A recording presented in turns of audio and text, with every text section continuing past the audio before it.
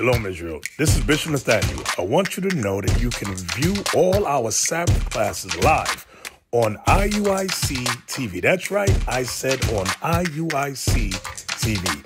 Download the app today. Shalom.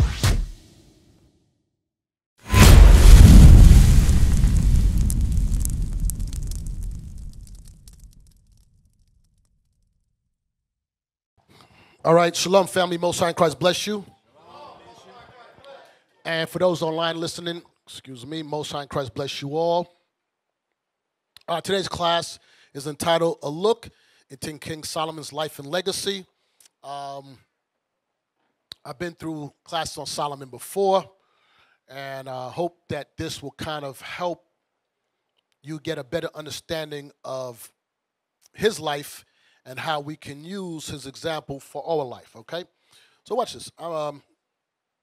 For those in here, who knows about King Solomon? Brothers here? Anybody can tell me a little about Solomon? Right there in the back, go ahead. Tell me a little bit about Solomon. Shalom, leadership. Shalom, leadership. Shalom. Solomon was a son. David was Solomon's father. He was the king of Israel, and we know of his legacy that he left. He was the smartest man ever to live, the richest man ever to live, and he was actually the last, to me, good king that we had in Israel. You say he was the last good king. Well, to me, I put him to me. Everybody else got their own opinion. Well, it ain't to what it is not really to use to what the scriptures say. That's true. That's true. Yeah, that's what you say. But okay, anybody else? Nobody else? Right there. Shalom. King Solomon, like he said, was a great king, and then so they can hear. You got to talk louder. And he built the King Solomon's the tabernacle, the temple, and that's okay. Good. All right in the back, right there. Shalom, leadership. King Solomon, like they said, was the wisest man, and through all the stuff that he knew, he committed multiple sins. He had a lot of wives, but through all the stuff that he went through, he found out the main thing was to fear God and keep his commandments. Very good, very good. Okay, good. Okay, so Solomon, as you were saying, Solomon was the son of David. He received wisdom, all wisdom that God gave him to understand how this earth was formed. All nations came to Solomon for understanding, but Solomon did sin, did leave a stain on his name, and he came back to understand with all that wisdom at the end that it was to fear God. But I'm going to start in the book of Ecclesiastes in the Bible, and I'm going to read one verse, and then I'm going to go back, and we're going to begin from his birth. So I want to read Ecclesiastes chapter 2, and I want verse 17. This is the book of Ecclesiastes, chapter 2, verse 17. Therefore I hated life. Whoa. He said what? Therefore I hated life, because the work that is wrought under the sun is grievous unto me. For all is vanity and vexation of spirit. So Solomon came around and said, therefore I hated life. We're going to figure out, why would he say that for? He had all riches. He didn't have to go to war. His father subdued all nations, but he came and understood, he said, therefore I hate my life. Do you know you have a lot of people out here who in this world get financially, that make it financially, and they go take their life? Like Robin Williams. All the money in the world you want, and you off yourself. What's that guy, the guy who travels and eat food? Anthony, I forgot his name. You know what I'm talking about. Bourdain, that's his name. All the money, you travel the world. You get paid to travel the world, and you still off yourself? Solomon, with all that he had, all the riches, everything to his disposal, he said, therefore I hated life, because the works that is wrought under the sun is grievous. The work he's talking about ain't physical work, because Solomon didn't have to work. We're going to find out what he means. It's grievous unto me, for all is vanity and vexation of spirit. First, let's look up the word vanity, the definition of vanity.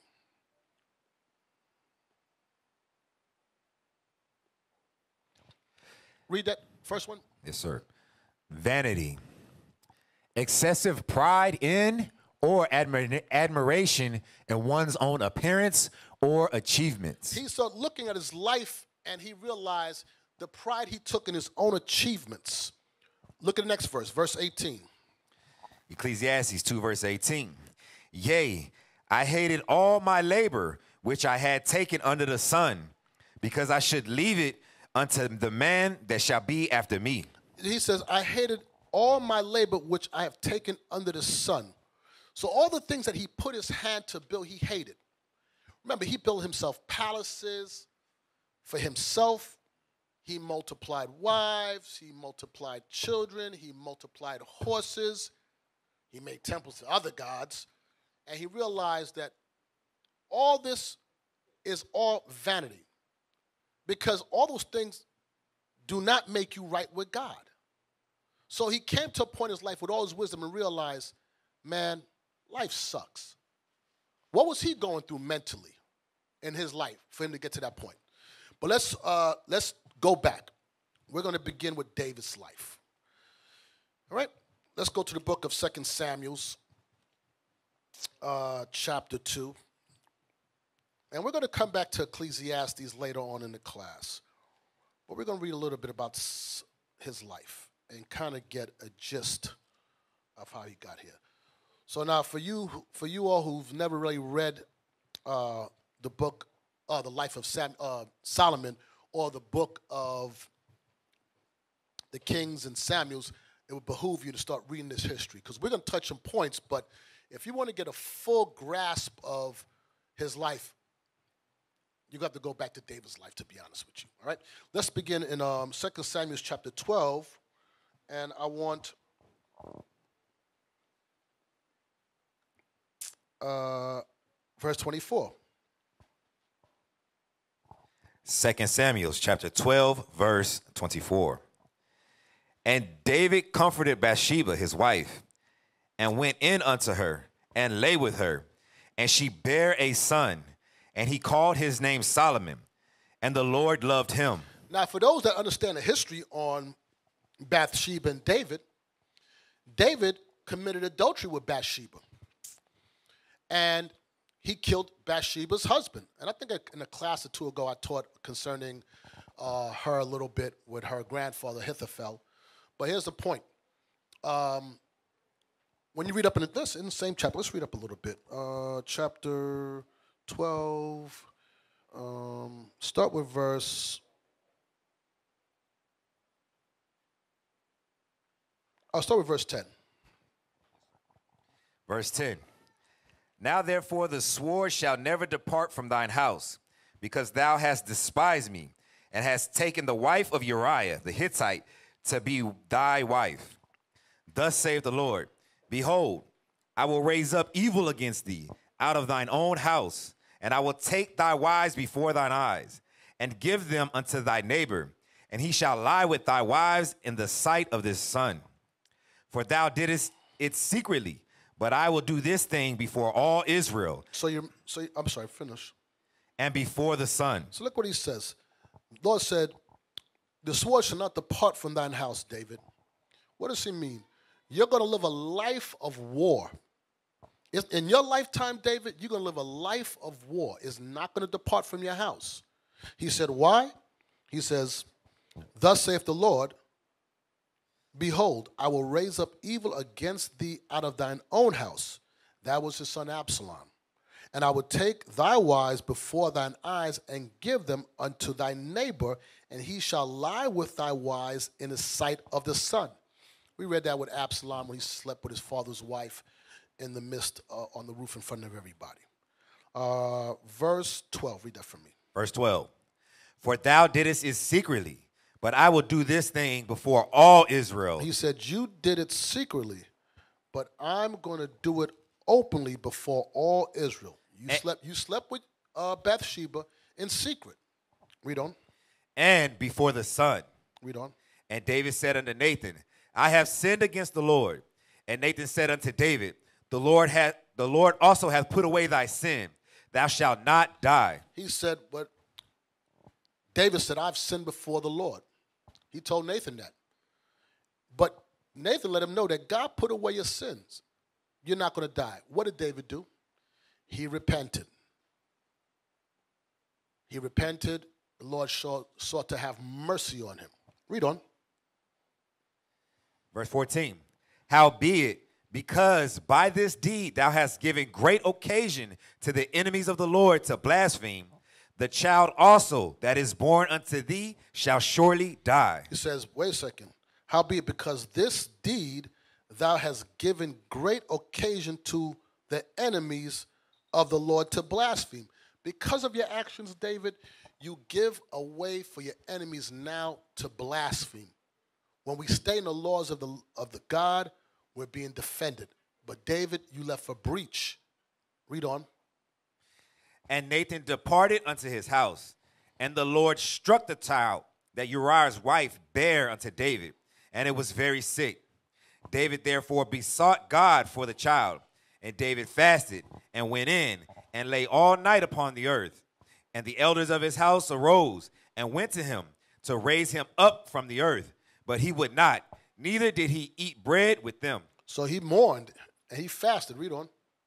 And it came to pass on the 7th day that the child died. And the servants of David feared to tell him that the child was dead. For they say, behold, while the child was yet alive, we spake unto him, and would not hearken unto our voice.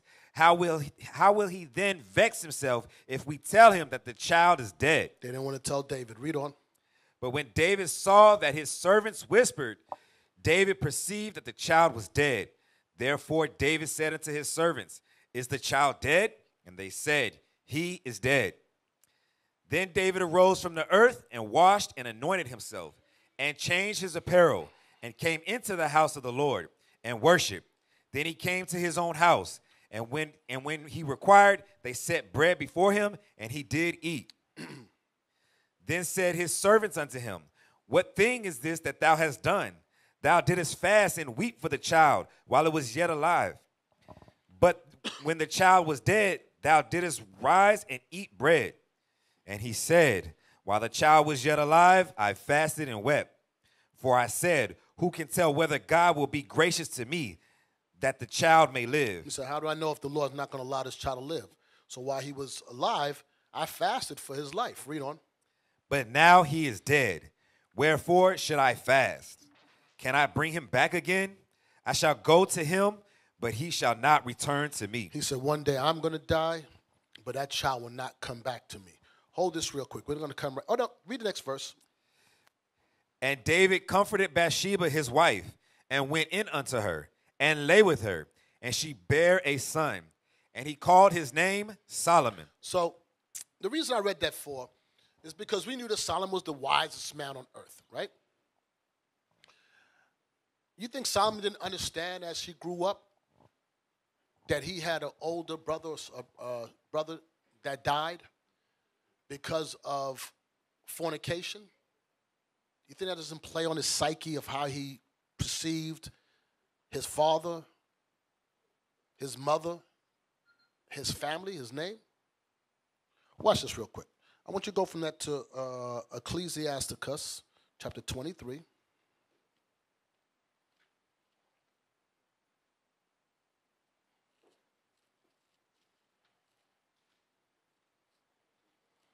Verse 17. Ecclesiasticus, or Sirach, chapter 23, verse 17.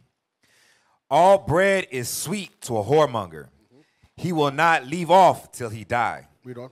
A man that breaketh wedlock, saying thus in his heart, who seeth me? I am compassed about with darkness. The walls cover me, and nobody seeth me. What need I to fear? The Most High will not remember my sins. That was David. He didn't think nobody seen him. Well, man didn't see him. Read on. Such a man only feareth the eyes of men, and knoweth not that the eyes of the Lord are 10,000 times brighter than the sun. Behold, all the ways of men, and beholding all the ways of men, and considering the most secret parts. So you think you're going to escape because man may not see you, but God said he sees. His eyes are 10,000 10,000 times brighter than the sun, beholding all men's ways. Read on. He knew all things ere ever they were created. So also after they were perfected, he looked upon them all.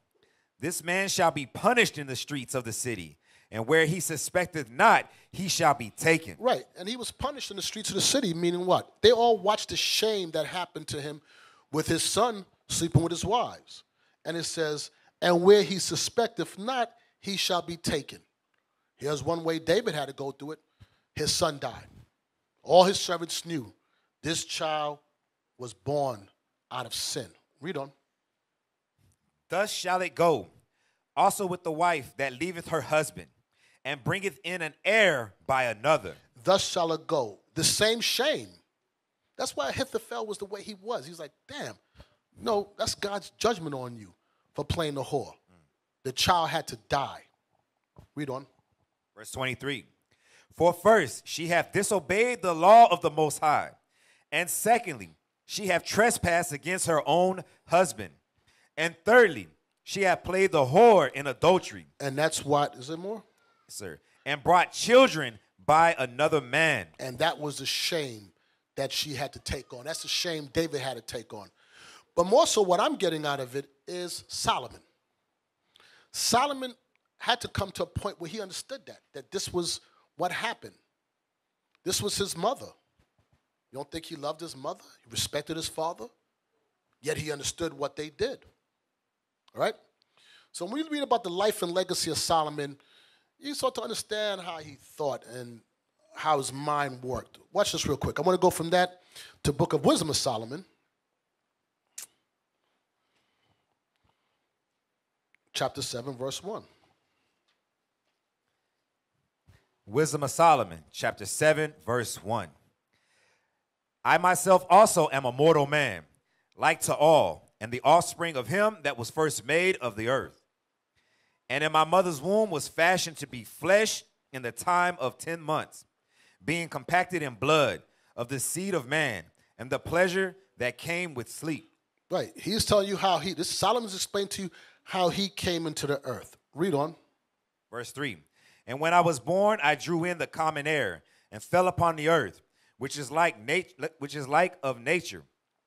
And the first voice which I uttered was crying, as all others do. He said, I came like any other man, like all others do. I hit the common ear, and the first voice I uttered was crying, as all other creatures, all other men do, I should say. Read on. I was nursed in swaddling clothes, and that with cares. For there is no king that had any other beginning of birth. For all men have one entrance into life, and the like going out. He said, all men have one way in and one way out. But now, look what he says. This is Solomon giving wisdom. I want you to go one chapter back. I want you to read chapter 6, verse 1. Wisdom of Solomon, chapter 6, verse 1. Hear therefore, O ye kings, and understand. Learn, ye that be judges of the ends of the earth. So look what his wisdom is. He says, hear therefore, O ye kings, and understand. Learn, ye that be judges of the end of the earth. Read on. Give ear, ye that rule the people, and glory in the multitude of the nations. And he says, give ear, ye that rule the people. Now give ear to what? I want you to read verse 23. Verse 23. Neither will I go with consuming envy. Neither will I go with consuming envy. Read on. For such a man shall have no fellowship with wisdom. Look what he says. He said, neither will I go with consuming envy.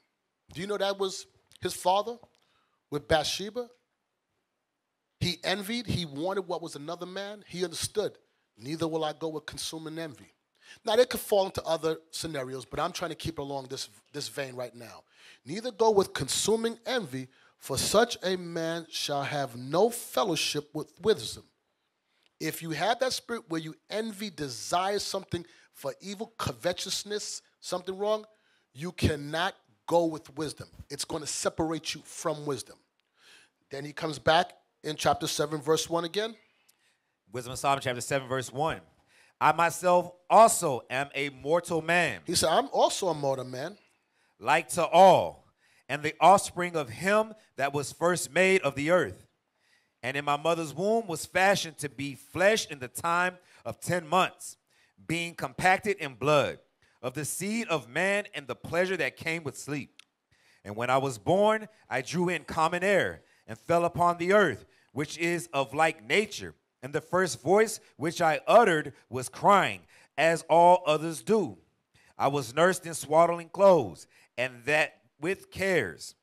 For there is no king that had any other beginning of birth. For all men have one entrance into life, and the like going out. Okay, watch this. I want to go to 1 Chronicles. Watch this. 1 Chronicles.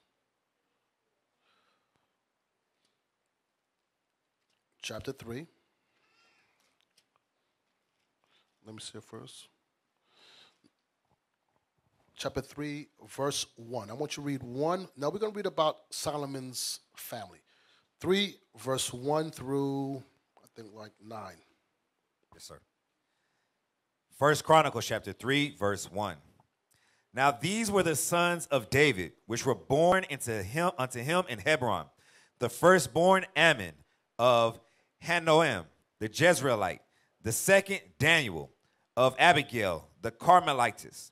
The third Absalom, the son of Maacah, the daughter of Talmai, king of Geshur.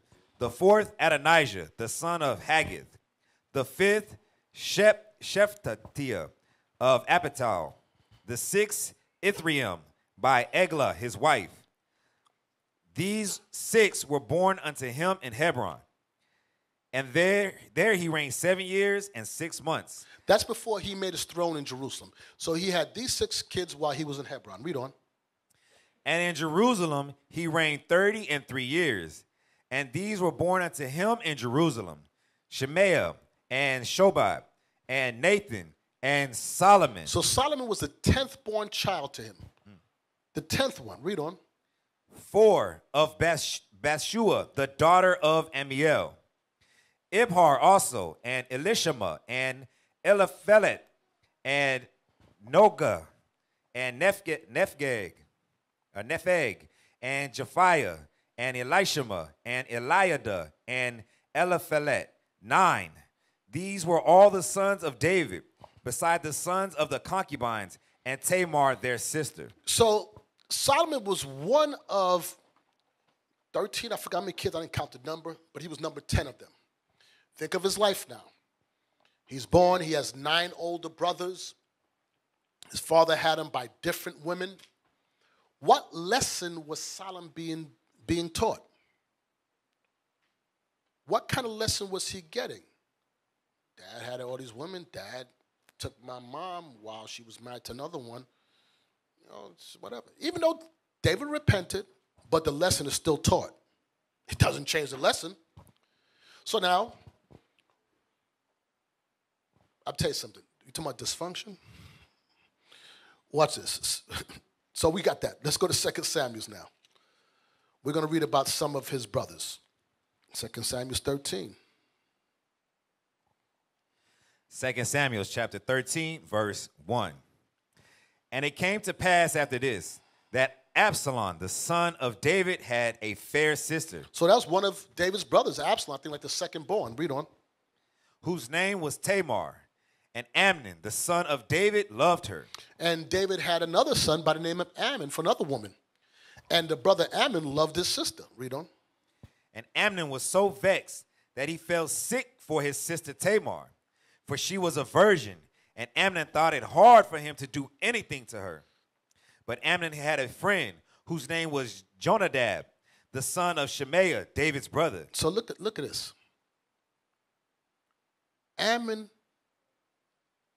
was lusting after his sister.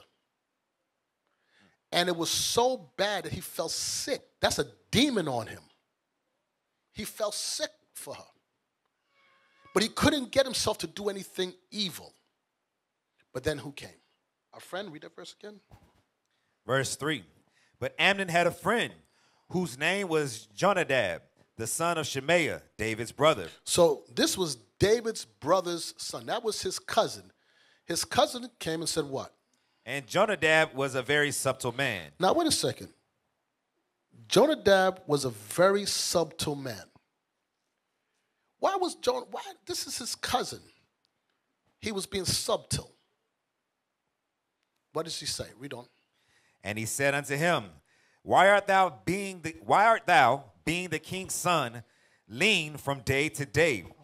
Wilt thou not tell me? He said, why this man was so lean, he was losing weight. That's how bad he wanted his brother's sister, or he wanted his sister. Read on. And Amnon said unto him, I love Tamar, my brother Absalom's sister. And Jonadab said unto him, Lay thee down on thy bed, and make thyself sick. And when thy father cometh to see thee, say unto him, I pray thee, let my sister Tamar come, and give me meat, and dress the meat in my sight, that I may see it, and eat it at her hand. So Amnon lay down, and made himself sick. And when the king was come to see him, Amnon said unto the king, I pray thee, let Tamar my sister come, and make me a couple of cakes in my sight, that I may eat at her hand. Then David said sent home to Tamar, saying, Go now to thy brother Amnon's house, and dress him meat. So Tamar went to her brother Amnon's house, and he was laid down. And she took flour and kneaded it, and made cakes in his sight, and did bake the cakes. And she took a pan and poured them out before him, but he refused to eat. And Amnon said, Have out all men from me. And they went out, every man from him. And Ammon said unto Tamar, Bring the meat into the chamber, that I may eat of thine hand. And Tamar took the cakes which she had made, and brought him into the chamber to Amnon her brother. And when she had brought them unto him to eat, he took hold of her and said unto her, Come lie with me, my sister. And she said to him, Nay, my brother, do not force me, for no such thing ought to be done in Israel. Do not thou this folly. And whither shall I cause my shame to go? And as for thee, thou shalt be as one of the fools in Israel. Now, therefore, I pray thee, speak unto the king, for he will not withhold me from thee.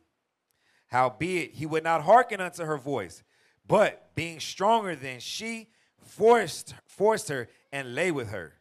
Then Amnon hated her exceedingly, so that the hatred wherewith he hated her was greater than the love wherewith he had loved her. So he raped his sister. He raped his sister. This is the stuff that Solomon is growing up seeing. This is stuff that he heard about, at least, in his family. You know, my sister was disfavored. My brother, my mother, and father, their marriage was, or whatever you call a marriage, started in fornication. These are the bad lessons that he was learning and seeing. Go from that to Ephesians 6. And I'm saying to say, us as parents, your life is a lesson to your children. Not what you teach them, what they see you do, what they see their siblings do, it affects them on some level. Doesn't that provoke not thy son to, is it? Yeah, read that for me. Ephesians chapter 6, verse 4. And ye fathers, provoke not your children to wrath. It says, and you fathers, provoke not your children to wrath. How do you provoke them to wrath? By not applying the commandments, first teaching them, and then applying them in your own life. You provoke them to judgment. Like for David now, you know, okay, you see, you get the word. What? My son raped my daughter?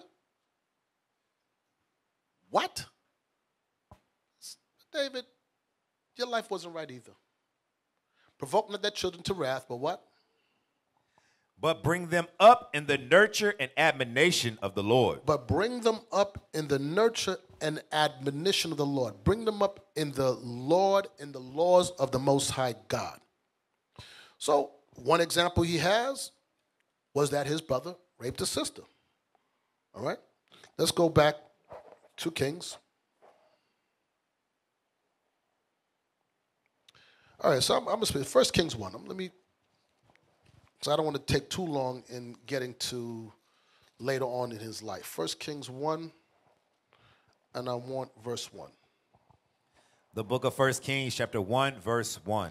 Oh, and you got to remember, too, his brother Absalom, I'm just going to go through it. Absalom wanted the kingdom from his brother. From his father. Absalom ended up trying to sleep with his father's wives. All this Solomon had to experience and see this in life, that his brother was trying to kill his father. So one brother raped his sister, the other brother killed the brother for raping his sister Absalom.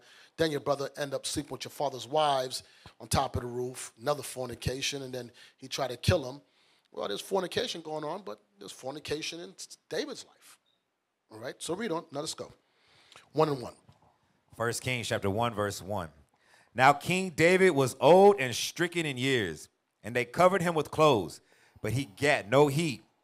Wherefore his servants said unto him, Let there be sought for my lord the king a young virgin, and let her stand before the king, and let her cherish him, and let her lie in thy bosom, that my lord the king may get heat. So they sought for a fair damsel throughout all the coast of Israel, and found Abishag a Shunammite, and brought her to the king. And the damsel was fair, and cherished the king, and ministered to him, but the king knew her not. King didn't have sex with her. So this was a young woman that became, for lack of a better word, a caretaker to David. But David never slept with her. But she was one of his wives. That became one of his wives. But he was an old man. Her job was to take care of him, keep him warm at night, whatever. But, he wasn't doing nothing with her. But still, she had that title. Read on. Verse 5. Then Adonijah, the son of Haggith, exalted himself, saying, I will be king. And he prepared him chariots and horsemen, and 50 men to run before him. And his father had not displeased him at any time in his saying, Why hast thou done so? And he also was a goodly man, and his mother bare him after Absalom. Right. So now Adonijah, one of David's sons, saw his father was old, and he wanted to become the king. And he was a brother of Absalom. Remember, Absalom is one who slept with his father's wife. Read on. Verse 7. And he conferred with Joab, the son of Zeruiah,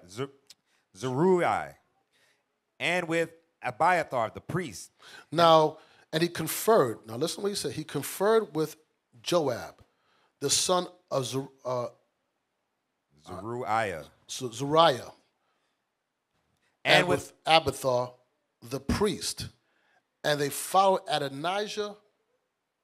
I lost my place. I got you, Bishop. And they, following Adonijah, helped him. Right. So Azariah is who? Who is that? Real quick. 1 Chronicles chapter 2. We can come right back here so you guys get an understanding. All this plays into Solomon, his life. 2:16. 1 Chronicles? Yes. 1 Chronicles chapter 2, verse 16. Whose sisters were Zeruiah and Abigail, and the sons of Zeruiah, Abishai, and Joab, and Asahel. So 3. this is, I'm sorry, let's start with verse so they know who we're talking about. Let's start with verse, let's say David. Start with verse 13. Verse 13. And Jesse begat his firstborn, Eliab, and Anadab, the second, and Shema, the third, and Nathaniel, the fourth, and Rabdi, the fifth, Ozem, the sixth, David, the seventh. Read on. Whose sisters were Zeruiah and Abigail. All I want was Zeruiah was his sister. Read on. And the sons of Zeruiah, Abishai, and Joab, and Asahel. 3. And his sons was, one of them was Joab, who happens to be the captain of David's army at one point. He was the captain of the host. So let's go back to 1 Kings 1. I want you verse 7 again. 1 Kings chapter 1, verse 7. And there conferred with Joab, the son of Zeruiah, and with Abiathar, the priest, and they, following Adonijah, helped him. But Zadok the priest and Benaiah, the son of Jehoiada, and Nathan the prophet, and Shammai, and Ray, and the mighty men which belonged to David were not with Adonijah. So Adonijah was trying to claim the throne. He saw a place to say, I'm going to seize this moment. My father's old. I'm going to claim the throne. Now, again, what does this have to do with with Solomon? You're going to see the treachery that he had to deal with in his life. He's watched and understood his father's behavior, his brother's behavior, and now he's seeing that, this is for real. These people around me, sometimes the people closest to you, are dangerous. So let's jump on down. I don't want to read the whole chapter. Jump on down to verse 24. 1 Kings 1, verse 24. And Nathan said, My Lord, O king, hast thou said, Adonijah shall reign after me, and he shall sit upon my throne? For he is gone down this day, and hath slain oxen, and fat cattle, and sheep in abundance, and hath called all the king's sons, and the captains of the host, and Abiathar the priest. And behold, they eat and drink before him, and say, God save King Adonijah. But me, even me thy servant, and Zadok the priest, and Benaiah the son of Jehoiada, and the servant Solomon, hath he not called? Is this thing done by my lord the king, and thou hast not showed it unto thy servant? So they want to know, did you call for this, for him to be crowned king? Read on. Who should sit on the throne of my lord the king after him? Then King David answered and said, Call me Bathsheba. And she came into the king's presence and stood before the king. And the king sware and said, As the Lord hath redeemed my soul out of all distress, even as I swear unto thee by the Lord God of Israel, saying. What verse are you at? Verse 30, sir. I want you to read verse 30 again. Verse 30. Even as I swear unto thee by the Lord God of Israel, saying, Assuredly, Solomon thy son. No, I want you to read verse 29. Verse 29. And the king sware and said, As the Lord liveth, that hath redeemed my soul out of all distress. His distress was his life. He said, God redeemed him. Read on. Even as I swear unto thee by the Lord God of Israel, saying, Assuredly, Solomon thy son shall reign after me, and he shall sit upon my throne in my stead. So he said, know for certainty, Solomon was going to sit on the throne. That's why you read earlier, when we read in 2 Samuel 12, it says, and the Lord loved him. The Lord already had Solomon. Even though he came out of that situation, the Lord already had him sectioned off or sanctioned to be the king after his father. So David now, years later, is confirming this. Yes, the Lord moved him to make, remember, he was a 10th child. Absalom felt he had a place before him. Adonijah felt he had a place before him. You came out of a whore mother. So they was trying to jockey for position. David said no. God moved him and said, make Solomon the heir to the throne. Read on. Verse 31. Then Bathsheba bowed with her face to the earth and did reverence to the king and said, let my Lord David, King David, live forever. And King David said, call me Zadok the priest, and Nathan the prophet, and Benaiah the son of Jehoiada. And they came before the king. The king also said unto them, Take with you servants of your Lord, and cause Solomon my son to ride upon mine own mule, and bring him down to Gihon. So now watch this.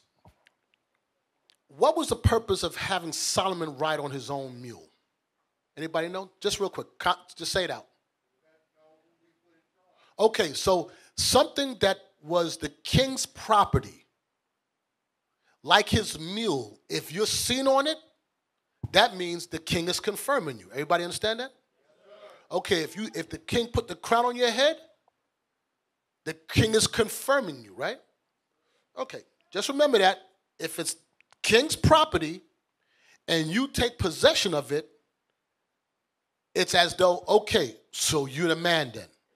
Okay, right? So we're going to jump on down. I don't want to read all that. Jump on down to verse 40. Lost my place. 43. 1 Kings chapter 1, verse 43. So now Solomon was on his father's mule and he's being known. Verse 43. And Jonathan answered and said unto Adonijah, verily our Lord King David hath made Solomon king, and the king hath sent with him Zadok the priest, and Nathan the prophet, and Benaiah the son of Jehoiada, and the Jerethites, and the Pelethites, and they have caused him to ride upon the king's mule. And Zadok the priest and Nathan the prophet have anointed him king in Gihon, and they are come up from thence rejoicing, so that the city rang again. This is the noise that ye have heard. So while they was having their feast, they heard what was going on in Jerusalem, and they said the word came that Solomon is crowned the king. He's on the king's mule. Now, Adonijah heard that, and let's see what happened. Verse 46, and also Solomon sitteth on the throne of the kingdom. And moreover, the king's servants came to bless the Lord King David, saying, God make the name of Solomon better than thy name, and make his throne greater than thy throne. And the king bowed himself upon the bed. And also thus said... Hold on. Moreover, the king's servants came to bless our Lord King David, saying, God make the name of Solomon better than thy name. Wow. And make his throne greater than thy throne. And the king bowed himself upon his bed. So the king was submitting, saying, yes, this is the man. And he was agreeing, make his kingdom bigger than mine. This is setting the stage for something in a second, you'll see. Read on. Verse 48. And also thus saith the king, blessed be the Lord God of Israel, which hath given one to sit on my throne this day, mine eyes even seeing it. And all the guests that were with Adonijah were afraid, and rose up and went every man his way. They knew they made the wrong choice. Read on. And Adonijah feared because of Solomon, and arose and went and caught hold on the horns of the altar. And it was told Solomon, saying, behold, Adonijah feareth King Solomon, for lo, he hath caught hold on the horns of the altar, saying, let King Solomon swear unto me today that he will not slay his servant with the sword. And Solomon said, if he will show himself a worthy man, there shall not an hair of him fall to the earth. But if wickedness shall be found in him, he shall die. So King Solomon sent, and they brought him down from the altar. And he came and bowed himself to King Solomon. And Solomon said unto him, go to thine house. So Solomon was showing mercy. He said, if there's not wickedness found in you, you don't have to worry about it. I'm not going to kill you, even though you tried to usurp the throne from me. Watch this, chapter 2. Chapter 2, verse 1. I want you to speed up the reading, all right? Yes, sir. Now the days of David drew nigh that he should die, and he charged Solomon his son, saying, I go the way of all the earth. Be thou strong, therefore, and show thyself a man. And keep the charge of the Lord thy God, to walk in his ways, to keep his statutes and his commandments and his judgments and his testimonies, as it is written in the law of Moses, that thou mayest prosper in all that thou doest, and whithersoever thou turnest thyself. So David is about to die. He's telling Solomon, listen, show yourself a man. Keep these commandments. Why is he saying that for? From his own life experiences, the mistakes that he made. So Solomon, I'm telling you, keep these commandments. It's going to work well for thee. Read on. Verse 4, that the Lord may continue his word which he spake concerning me, saying, if thy children take heed to their way, to walk before me in truth, with all their heart and with all their soul, there shall not fail thee, said he, a man on a throne of Israel. Read on. Moreover, thou knowest also what Joab the son of Zeruiah did to me, and what he did to the two captains of the host of Israel, unto Abner the son of Ner, and unto Amasa the son of Jether, whom he slew, and shed blood of war in peace, and put the blood of the war upon his head, and upon his girdle that was about his loins, and in his shoes that were on his feet. So now he's given Solomon charge. He said, listen, thou knowest also what Joab the son of Zeruiah, that's his nephew. He said, what he did to me, and that he did to the two captains of hosts of Israel, Abner and of Ner, and Amasa the son of Jether. He killed these two men. He said, what he did to me. Let me tell you something. Joab was disrespectful towards David. He killed, as a matter of fact, let's just show it. Go to 2 Samuel 7. I'm assuming that's it.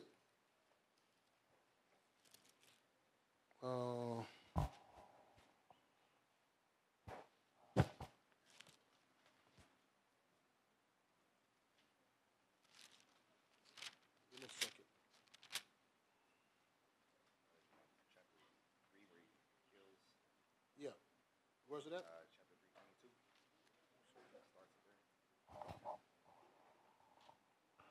That's it. Read it. 2 Samuel chapter 3, verse 22. And behold, the servants of David and Joab came from pursuing a troop and brought in great spoil with them. But Abner was not with David in Hebron, for he had sent him away, and he was gone in peace. No, I want where he killed Absalom.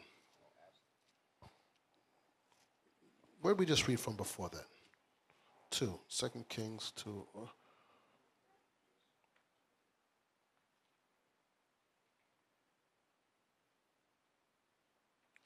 2 Samuel 3.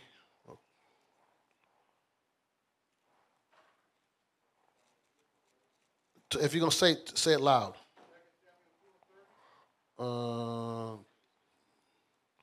1 second. Real quick. Let me Google it. Wait.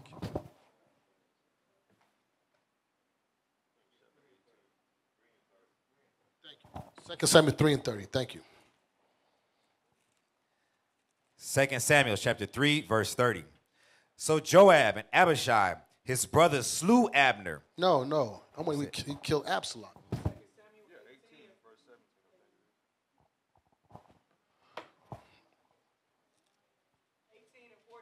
Thank you. 2 Samuel 18.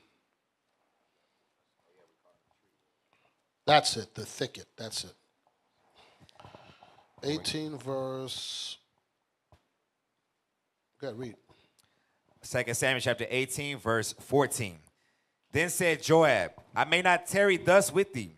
And he took 3 darts in his hand and thrust them through the heart of Absalom while he was yet alive in the midst of the oak. And 10 young men that bare Joab's armor. What verse is that was 18, verse 14, sir. Okay, that's 1 second.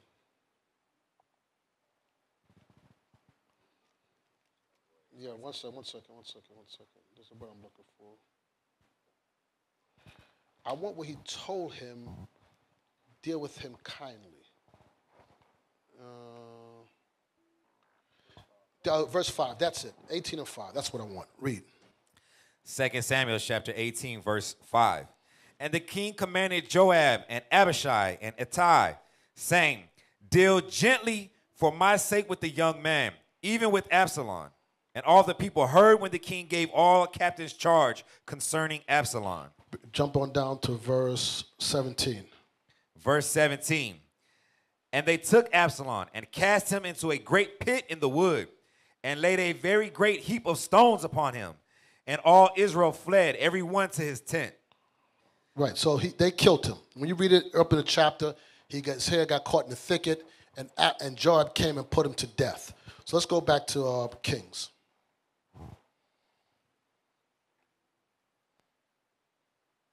Verse 5. 1 Kings chapter 2, verse 5. Moreover, thou knowest also what Joab the son of Zeruiah did to me, and what he did. So what he did to him was he disobeyed him. But guess what? It's going to be hard. That's your uncle, but you know what your uncle did. Your uncle killed Uriah. You lose respect for him. You taught him an evil lesson against yourself. Even though David got right, the bad lesson was still taught. So think about now, David couldn't do nothing. He couldn't kill him. Why? Because he himself was in error, but he said, son, I need you to clear this up. I want you to see the man that Solomon's beginning to form in now. Now he's okay. I'm taking over the kingdom. I need you to clean up all my mess. Read. Let's see. Moreover, thou knowest what Joab the son of Zeruiah did to me, and what he did to the 2 captains of the host of Israel, unto Abner the son of Ner, and unto Amasa the son of Jether, whom he slew, and shed blood of war in peace, and put the blood of war upon his girdle that was about his loins, and in his shoes that were on his feet. Right. He killed Abner and he killed Amasa, 2 captains of the host, one because he was jealous of him, because David chose him to be the captain, so he said, I'm going to get rid of him. David said, all that stuff you did, Solomon, I need you to clean up this work, right? All right, let's jump on down. Read. Yeah, read on. Verse 6. Do according to thy wisdom, and let not his whorehead go down to the grave in peace. Do according to thy wisdom, and don't let his whorehead go down in peace. Kill him. Don't let him grow old. I want him put to death. I'm dying, and this is what I need. All right, read on. But show kindness unto the sons of Barzillai, the Gileadite, and let them be of those that eat at thy table. For so they came to me when I fled because of Absalom thy brother. Jump on down to verse 10. Verse 10. So David slept with his fathers and was buried in the city of David. And the days that David reigned over Israel were 40 years. 7 years reigned he in Hebron, and 33 years he in Jerusalem. Read. Verse 12. Then sat Solomon upon the throne of David his father, and his kingdom was established greatly. And Adonijah the son of Haggith came to Bathsheba, the mother of Solomon, and she said, comest thou peacefully? And he said, peaceably. So she asked him, okay, what are you here for? You coming in peace? What you doing? Read on. And he said, moreover, I have somewhat to say unto thee. And she said, say on. And he said, thou knowest that the kingdom was mine. Whoa. Wow, this guy's crazy. Read on. And he said, thou knowest that the kingdom was mine, and that all Israel set their faces on me, that I should reign. Howbeit the kingdom is turned about and is become my brother's, for it was his from the Lord. So he said, it was mine, but the Lord wanted him to have it. It was never yours. It was never yours. So he already speaking unadvisedly. But read on. And now I ask one petition of thee, deny me not. And she said unto him, say on. And he said, speak, I pray thee, unto Solomon the king, for he will not say thee nay, that he give me Abishag the Shunammite to wife. And Bathsheba said, well, I speak for thee unto the king. Bathsheba therefore went unto King Solomon, to speak unto him for now you remember, this girl, Abishai, was the same one that was taking to David when he was old. All right, read on. Bathsheba therefore went unto the King Solomon, to speak unto him for Adonijah. And the king arose to meet her, and bowed himself unto her, and sat down on his throne, and caused a seat to be set for the king's mother, and she sat on his right hand.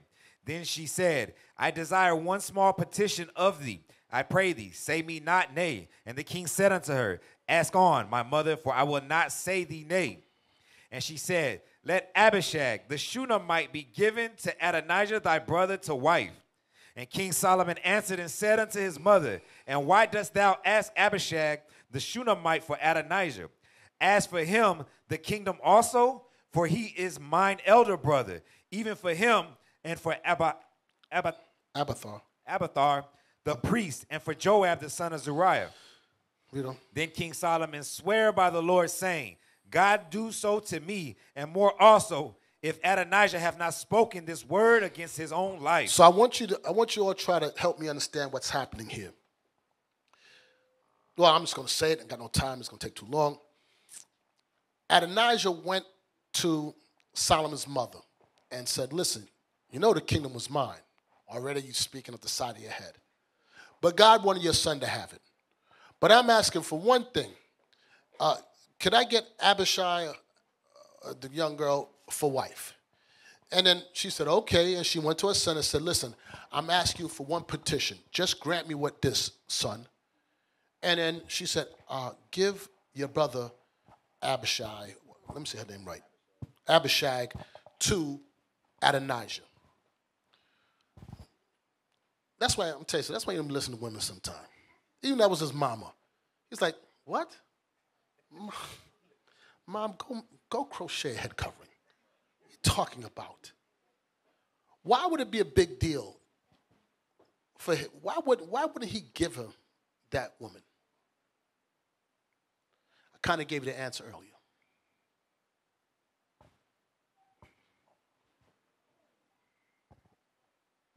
Shalom, Bishop, Soldiers of Kirk. You said, why wouldn't he give him that? Yeah, woman? why Solomon would not grant him that because it was almost as if, you know how David gave him the mule. Very good. It's the same thing. If you give him his woman, it's almost even worse. Right. You're saying, you're confirming that this man is rightfully the heir. If you sit on the king's mule, you're telling everybody, I'm the king. Nobody just sits on his mule. Nobody takes his crown off his head. Nobody takes his ring. So you telling me my older brother, mom, give him the king's wife? Or you trying to confirm him as king? Hell no. I told you, Abishai. I told you, Adonijah, if you don't do no evil. But you knew it was evil because the first thing he said was what? You know the kingdom was mine. His mother wasn't able to discern that. So now here comes Solomon. Solomon's going to become a killer now. Now it's time to get rid of all this. Now he's coming to his manhood. Now it's time to get rid of, start making small work of all this stuff. Tie these ends. You know what? Let's go. Now I'm going to start killing you people now. So very good. I'm glad you caught that. Yes, sir. Very good. What verse you stopped at with that? Read again. 1 Kings chapter 2, verse 24. Now therefore, as the Lord liveth, which hath established me, and set me on the throne of David my father, who hath made me an house, as he promised, Adonijah shall be put to death this day. Read on. And King Solomon sent by hand of Benaiah, the son of Jehoiada, and said, and he fell upon him that he died. Right. He sent him out to kill him. But I'm not reading it simple as that. This is his brother. He's like, damn, I got to kill my brother. He got to go. That affects you. That affects you. All these things play into the way you think. But it's business now. Read on. Verse 26. And unto Abiathar the priest said the king, get thee to Anathoth, unto thine own fields, for thou art worthy of death. Now remember, this was the priest that joined with Adonijah to upseat Solomon as being the king. He said, you know what? Now for you, you better go to Anathoth. Read on. But I will not at this time put thee to death, because thou bearest the ark of the Lord God before David my father, and because thou hast been afflicted in all wherein my father was afflicted. So he says, I'm not going to kill you because you bear the ark of the covenant in my father's time. So I'm going to show you that much respect. And you was afflicted like my father was afflicted. Remember, if you remember the history, Saul began to put all the priests to death. And this man followed David. And he went through all that. He was the only one left of that line, which is the line of Eli. And God says he's going to destroy. Oh, doesn't it say next verse? Yes, sir. Yeah, read. Verse 27. So Solomon thrust out Abiathar from being priest unto the Lord, that he might fulfill the word of the Lord, which he spake concerning the house of Eli in Shiloh. Remember, Eli, he told him, your line is going to be cut off. And that was the last man standing. He said, okay, I'm not going to kill you, but you need to die. But because of what you did, okay, you're just going to be put away. Now he's clearing up all this dirty work. His father gave him instruction what to do. Now he's putting things in perspective. Read on. Verse 28. Then tidings came to Joab, for Joab had turned after Adonijah, though he turned not after Absalom. And Joab fled unto the tabernacles of the Lord, and caught hold on the thorns of the altar. And it was told King Solomon that Joab was... I'm sorry, I meant to say, back with Abiathar. He told him, because you was afflicted with my father. 1 Samuel 22. I meant to read that. 1 Samuel 22. Watch this. This is the reason why he said that. 1 Samuel 22, verse 20. 1 Samuel chapter 22, verse 20. And one of the sons of Ahimelech, the son of Ahitub, named Abiathar, escaped and fled after David. And Abiathar showed David that Saul had slain the Lord's priest. And David said unto Abiathar, I knew it that day when Doeg the Edomite was there, that he would surely tell Saul, I have occasioned the death of all the persons of thy father's house. Abide thou with me, fear not, for he that seeketh my life seeketh thy life. But with me thou shalt be in safeguard. He told Abiathar, were you with me, you in safeguard. That's the reason why Solomon said what he said to him. You was with my father, so you're going to get a pass, but you better stay where I told you to stay at. Jump on back. Verse 26. 28. Oh, I'm sorry, 28. Verse 28. 1 Kings chapter 2, verse 28. Then tidings came to Joab, For Joab had turned after Adonijah, though he turned not after Absalom. And Joab fled unto the tabernacles of the Lord, and caught hold on the horns of the altar. So he sees what's happening right now. He see that Adonijah was put to death. He see that Abiathar had to flee to that city. So Joab like, I was part of that too. So he hurried up and grabbed the horns of the altar. Read on. Verse 29. And it was told King Solomon that Joab was fled unto the tabernacle of the Lord. And behold, he was by the altar. Then Solomon sent Benaniah, the son of Jehoiada, saying, Go, fall upon him. And Benaiah came to the tabernacle of the Lord, and said unto him, Thus saith the king, Come forth.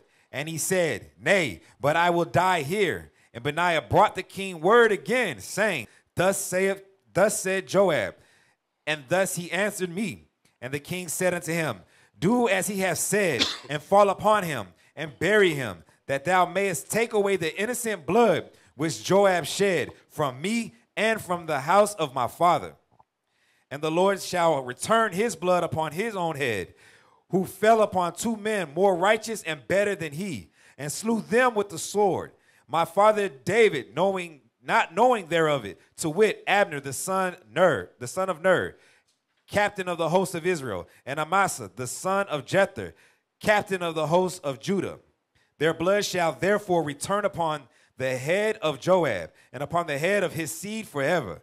But upon David, and upon his seed, and upon his house, and upon his throne, shall there be peace forever from the Lord. So why didn't David kill him in his time after he did that? Because David himself was in error. So David said, I can't do it. I already have my own error myself. Joab was looking like, you had me kill Uriah. David said, I can't do it. But Solomon, you're going to take care of this work for me right now. Read on. Verse 34. So Benaiah, the son of Jehoiada, went up and fell upon him and slew him. And he was buried in his own house in the wilderness. And the king put Benaiah, the son of Jehoiada, in his room over the host. And Zadok, the priest did, the king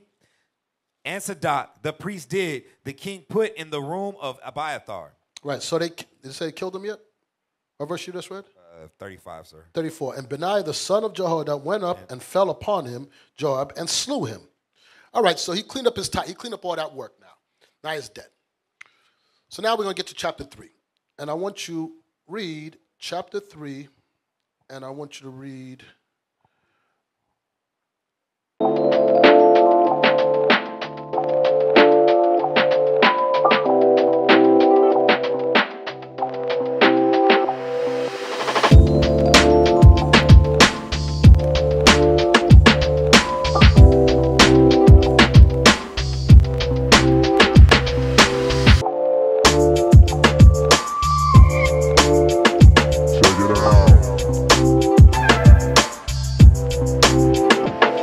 Club was that at?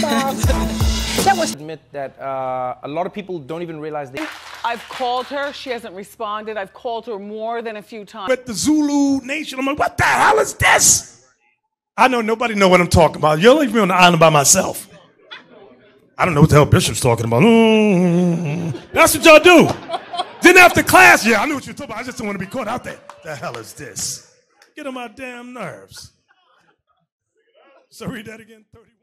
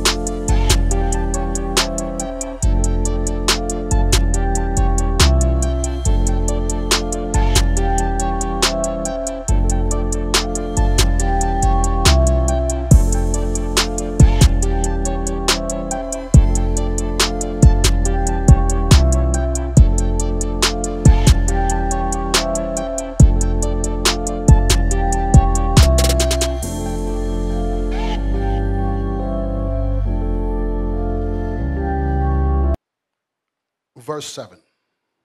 First Kings, Verse 6. chapter 3, verse 6. And Solomon said, Thou hast showed unto thy servant David my father great mercy, according as he had walked before thee in truth, and in righteousness, and in uprightness of heart with thee. And thou hast kept him from his great kindness, that thou hast given him a son to sit on his throne as it is this day. And now, O Lord my God, thou hast made thy servant king instead of David my father, and I am but a little child. He said, I'm just still a young man. I'm not, I don't even think Solomon was even at the age of 20 at this point.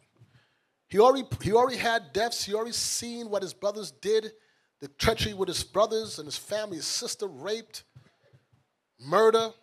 He commit murder. He's seen all these things. Read on. I know not how to go out or come in. I don't have no direction. I'm still a young guy. Read on.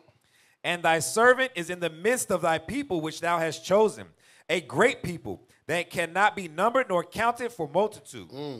Give therefore thy servant an understanding heart to judge thy people, that I may discern between good and bad. For who is able to judge thy so great a people? He said, I'm asking the Lord to give me understanding to how to judge these people. Read on. And this speech pleased the Lord, that Solomon had asked this thing. But this speech pleased God, as Solomon asked, listen, how do I guide these people? What do I do? Tell me, Lord. I'm just a young man. You know what we're missing? Is the beginning of the chapter. Read verse 1. 1 Kings chapter 3, verse 1. And Solomon made affinity with Pharaoh, king of Egypt, and took Pharaoh's daughter and brought her into the city of David, until he made an end of building his own house, and the house of the Lord, and the wall of Jerusalem round about. So now look what he says. Solomon made an affinity and married a heathen woman. He sinned against God, marrying a heathen.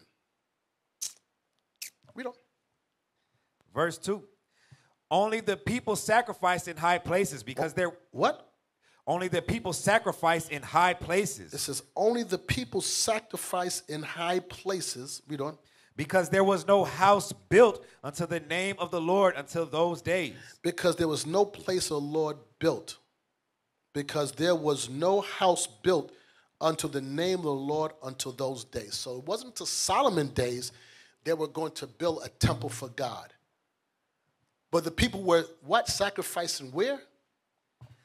And the people sacrificed in high places, because there was no house built unto the name of the Lord until those days. Read on.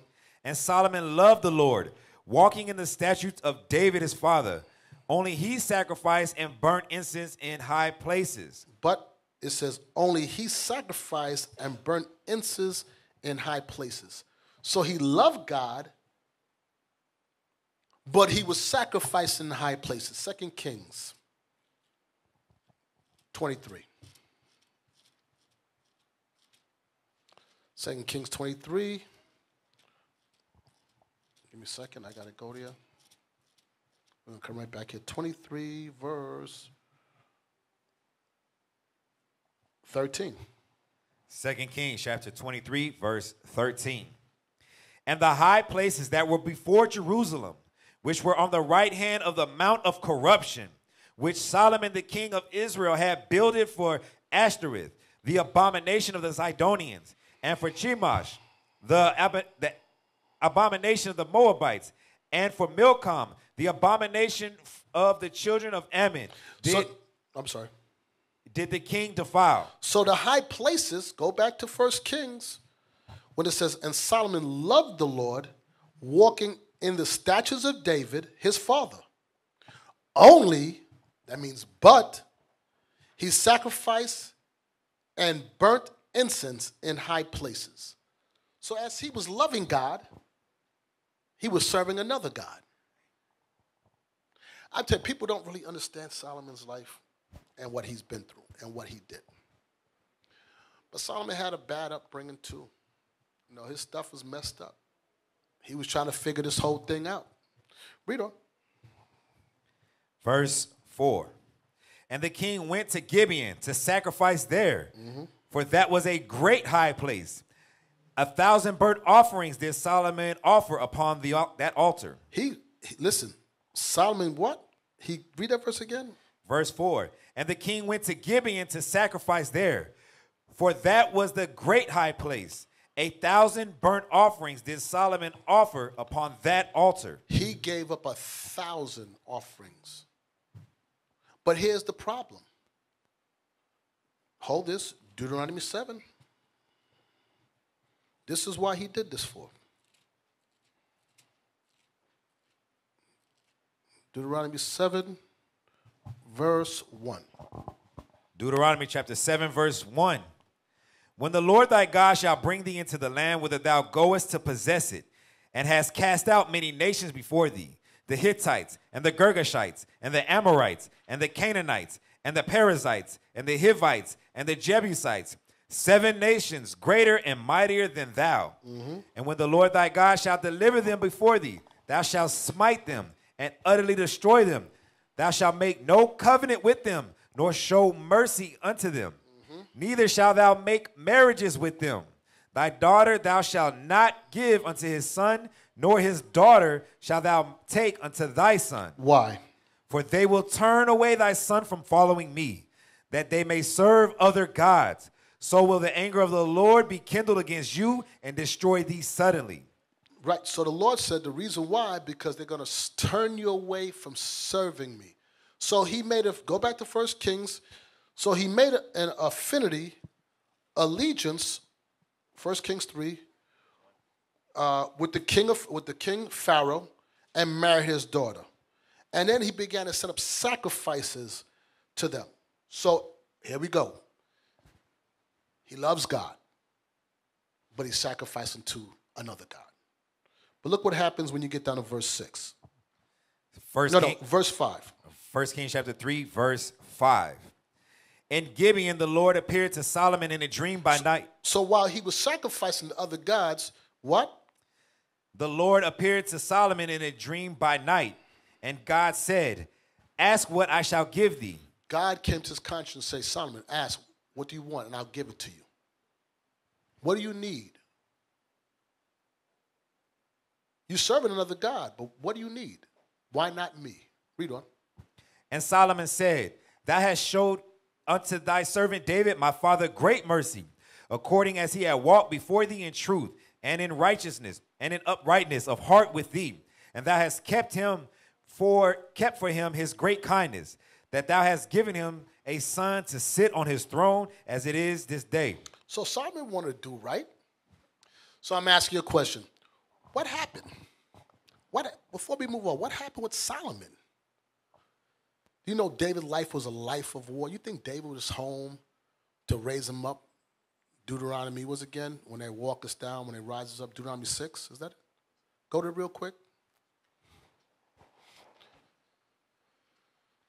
Deuteronomy chapter 6, verse 7. And thou shalt teach them diligently unto thy children, and shalt talk of them when thou sittest in thine house, and when thou walkest by the way, and when thou liest down, and when thou risest up. You think David was doing that? David lived a life of war. He had so many children. He wasn't around. You think he went to war and came back at the end of the day? His whole life was a life of war. He wasn't there to groom him up and bring him up in the nurture and admonition of the Lord. So he didn't have no real good foundation. And the examples he did have, his brothers was murderers, ratchets, rapists. His father was an adulterer. His mother played the whore. Not the real good base to start off an adulthood life at. So you understand why he made some of the mistakes that he made in his life. You could kind of get it. So now here he goes. He clears out all his father's enemies. Now he's there. He don't have to fight no nations. He got in control. What did he do? He married a woman of another nation. His father always told him, show yourself a man, keep the commandments. Did he listen? No. So where are we back? Back to Kings. Verse 7. 1 Kings chapter 3, verse 7. And now, O Lord my God, thou hast made thy servant king instead of David my father. And I am but a little child. I know not how to go out or come in. And thy servant is in the midst of thy people, which thou hast chosen, a great people that cannot be numbered nor counted for multitude. Give therefore thy servant an understanding heart to judge thy people, that I may discern between good and bad. Come on, Dave. Come on, Solomon. Read on. For who is able to judge this thy so great a people? And the speech pleased the Lord, that Solomon had asked this thing. So he said, the Lord was pleased. Okay, you asked. You serve other gods, but you asked me. Read on. And God said unto him, because thou hast asked this thing, and hast not asked for thyself long life, neither hast asked riches for thyself, nor hast asked the life of thine enemies, but hast asked for thyself understanding to discern judgment. Behold, I have done according to thy words. Lo, I have given thee a wise and understanding heart, so that there is none like thee before thee, neither after thee shall any arise like unto thee. And I have also given thee that which thou hast not asked, both riches and honor, so that there shall not be any among the kings like unto thee all thy days. Now here's a point. And if thou wilt walk in my ways to keep my statutes and my commandments as thy father David did walk, then I will lengthen thy days. He says, then I'm going to lengthen your life. You're going to read, we're going to get to in a second. Solomon didn't get past 60. He didn't get past, he reigned 40 years. His son, he was a young man, so what was he old? Maybe 55, I'm guessing. This is me making a number, but he wasn't past 60 years old. He said, if you do what I tell you to do what I tell you to do. I'm okay, you're asking, you're near worshiping other gods, but here you go. I have put my conscience on you. What do you need from me? Lord, teach me how to serve you, what I want to do. Tell me what to do. Isn't that what Paul said? The things that I should not do, that I do. Yet it's not me. Solomon struggled with this. So let's go to chapter 4. 4:29. 1 Kings chapter 4, verse 29. And God gave Solomon wisdom and understanding and God gave Solomon wisdom and understanding exceeding much, and largeness of heart, even as the sand that is on the seashore. And Solomon's wisdom excelled the wisdom of all the children of the east country, and all the wisdom of Egypt, for he was wiser than all men, than Ethan, the Azariah, and Heman, and Chalcol, and Darda, the son of Mahal, and his fame was in all nations round about. And he spake 3,000 proverbs, and his songs were 1,005. And he spake of trees, from the cedar tree that is in Lebanon, even unto the hyssop that springeth out of the wall. He spake also of beasts, and of fowl, and of creeping things, and of fishes. So it says, Solomon's wisdom excelled the wisdom of all the children of the east country, and all the wisdom of Egypt. So Egyptology doesn't come close to what God showed him. Then he came back and said, he spake of trees and of cedars that is in Lebanon, and even of hyssop, and spring forth out of the wall. And he spake of the beasts and the fowl and the creeping things and the fishes. Solomon had understanding of herbs, how it worked. Wisdom of Solomon 7 real quick. Wisdom of Solomon 7. Yeah, I believe so. Wisdom of Solomon, chapter 7, verse 17. For he hath given me certain knowledge of the things that are. So God gave him knowledge of things that are. Namely, to know how the world was made. Now, verse 20. Verse 20. The natures of living creatures, and the furies of wild beasts, the violence of winds, and the reasonings of men, thy diversities of plants, and the virtues of roots. He gave him all these things. Read on. And all such things as are either secret or manifest, them I know. He said, if it's secret or manifest, them I know. Read on. For wisdom, which is the worker of all things, taught me.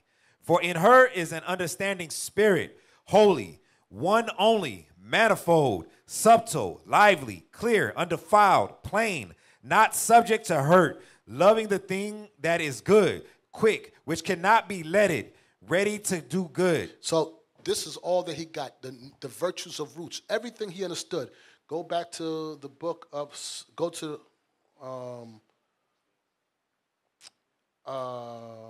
Ecclesiastes.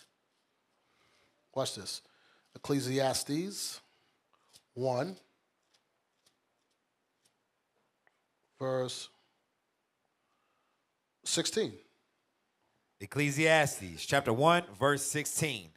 I commune with my own heart, saying, Lo, I am come to great estate.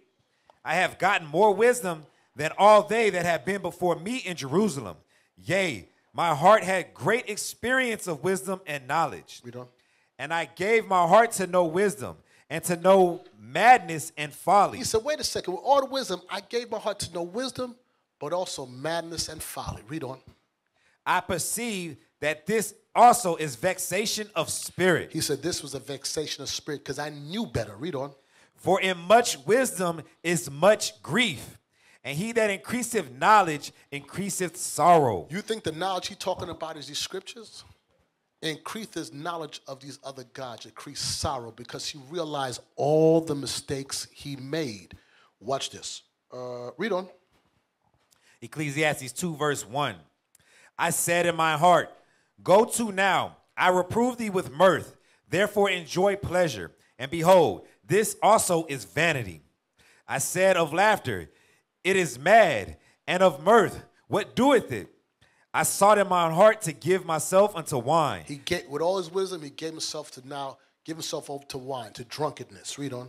Yet acquainting mine heart with wisdom. At the same time, I'd still try to dabble with wisdom. Read on. And to lay hold on folly. He laid hold on foolishness. Read on. Sin. That's what folly is.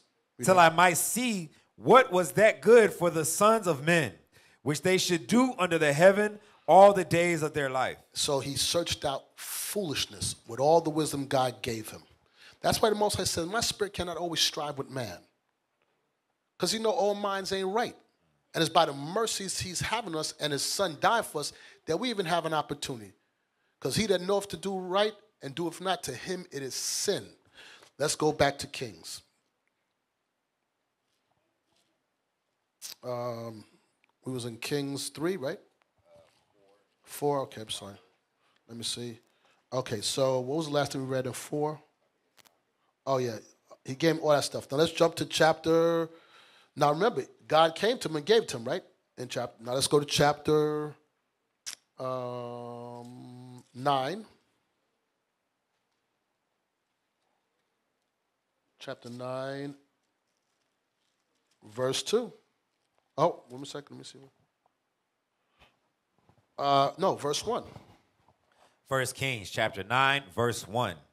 And it came to pass, when Solomon had finished the building of the house of the Lord, and the king's house, and all Solomon's desires which he was pleased to do, that the Lord appeared to Solomon the second time, as he had appeared unto him at Gibeon. Now remember, the first time he was in Gibeon, he was doing something wrong. He appeared to him a second time and said to him what? And the Lord said unto him, I have heard thy prayer and thy supplication that thou hast made before me. I have hallowed this house which thou hast built, to put my name there forever, and mine eyes and my heart shall be there perpetually. Read on. And if thou wilt walk before me, as David thy father walked, in integrity of heart and in uprightness, to do according to all that I have commanded thee, and will keep my statutes and my judgments, then I will establish the throne of thy kingdom upon Israel forever. So wait a second. This is the second time he's coming to him. He said, listen, you built my house. I let you build your house. He says, I'm telling you that if you will walk after my ways and do what I'm telling you to do, this is the second time I'm telling you this. So what happened when Solomon went to build the Lord's house and his house? Go back to Ecclesiastes. This is what happened when he went to build those houses. Ecclesiastes chapter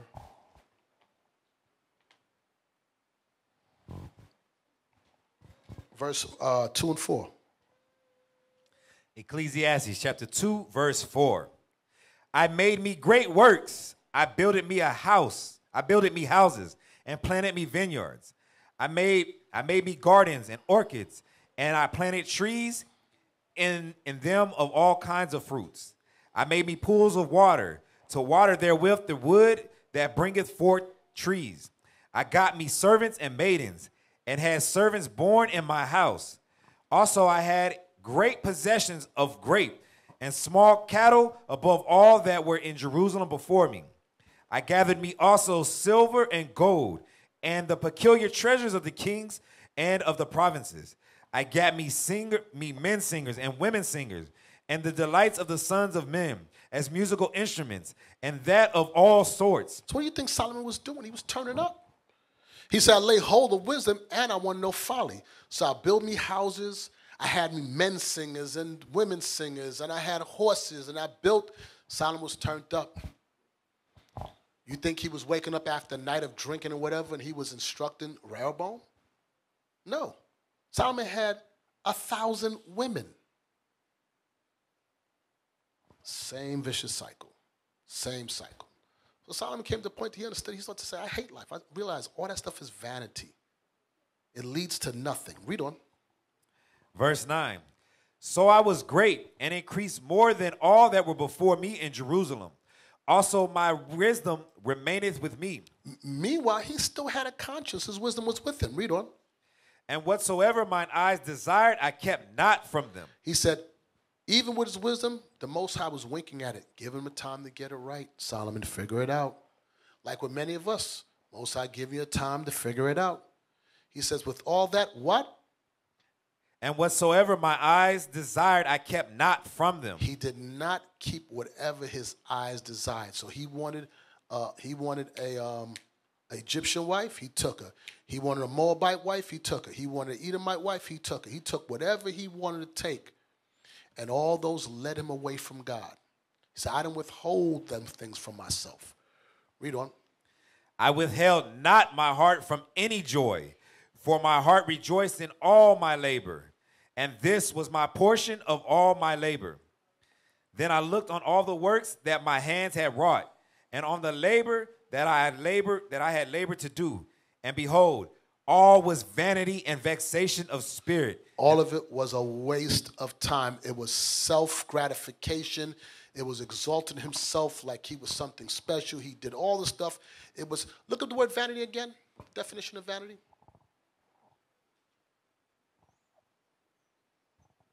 Vanity. Vanity. Excessive pride in or admiration of one's own appearance or achievements. That's him. He said, all my achievements was BS. All the things I had was a waste of time. But the Lord, he still said, the Lord still was dealing with me with wisdom. Let's go back to Kings. So he says the Lord appeared to him a second time, right? Yes, sir. Go to 1 Kings 11. 1 Kings. Chapter 11, verse 1. Chapter 11, verse 1. This after the Lord came to him a second time. But King Solomon loved many strange women, together with the daughter of Pharaoh, women of the Moabites, Ammonites, Edomites, Zidonians, and Hittites. So he still didn't learn after the Lord told him when he went to sacrifice other gods, if you serve me, the Lord came back a second time and told him, and he said, do what I'm telling you to do. Just listen to me. He listened to him. Now, Solomon still loved those women. And what did that get Solomon? Hold this. Go to the book of Nehemiah. Is that it? 13.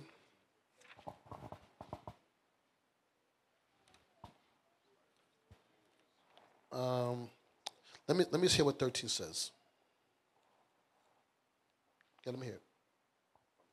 23. Yeah, let me hear what it says. Nehemiah chapter 13, verse 23. In those days also saw I Jews that had married wives of Ashdod. No, let's get to the point. Yes, sir. Verse 26, I'm sorry. 26. Did not Solomon, king of Israel, sin by these things? Yet among many nations was there no king like him, who was beloved of his God, and God made him king over all Israel. Nevertheless, even him did outlandish women cause him to sin. Nevertheless, regardless of all these things, it says what? Nevertheless, even him did outlandish women cause him to sin. He sinned against God with all this. Watch this. Go from that to Sirach 47. Book of Sirach, chapter 47. Watch this real quick.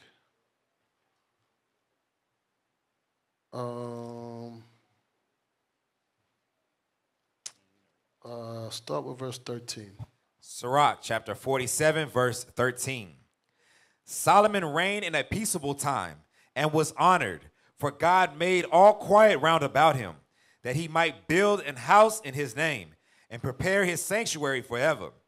How wise wast thou in thy youth, and as a flood filled with understanding. He said, how wise you was a flood filled with understanding. You understood everything. Read on. Thy soul covered the whole earth, and thou fillest it with dark parables. It says, and thy soul covered the whole earth. All the nations round about wanted to, Sheba, the queen of Sheba, they all wanted to come to him for wisdom. Read on. Thy name went far unto the islands, and for thy peace thou wast beloved. The countries marveled at thee for thy songs and proverbs and parables and interpretations. By the name of the Lord God, which is called the Lord God of Israel, thou didst gather gold as tin. He gathered gold as tin. Read on. And didst multiply silver as lead. Read on. Thou didst bow thy loins unto women, and by thy body thou wast brought unto subjection. And this is what you got. Read. Thou didst stain thine honor and pollute thy seed, so that thou broughtest wrath upon the children, and was grieved for thy folly. You stained your name, Solomon, behind us. Read on. So the kingdom was divided, and out of Ephraim ruled a rebellious kingdom. Stop. We're going to come back here. Let's go back to Kings, 1 Kings 11. Watch this. 1 Kings 11, verse 1. 1 Kings chapter 11, verse 1.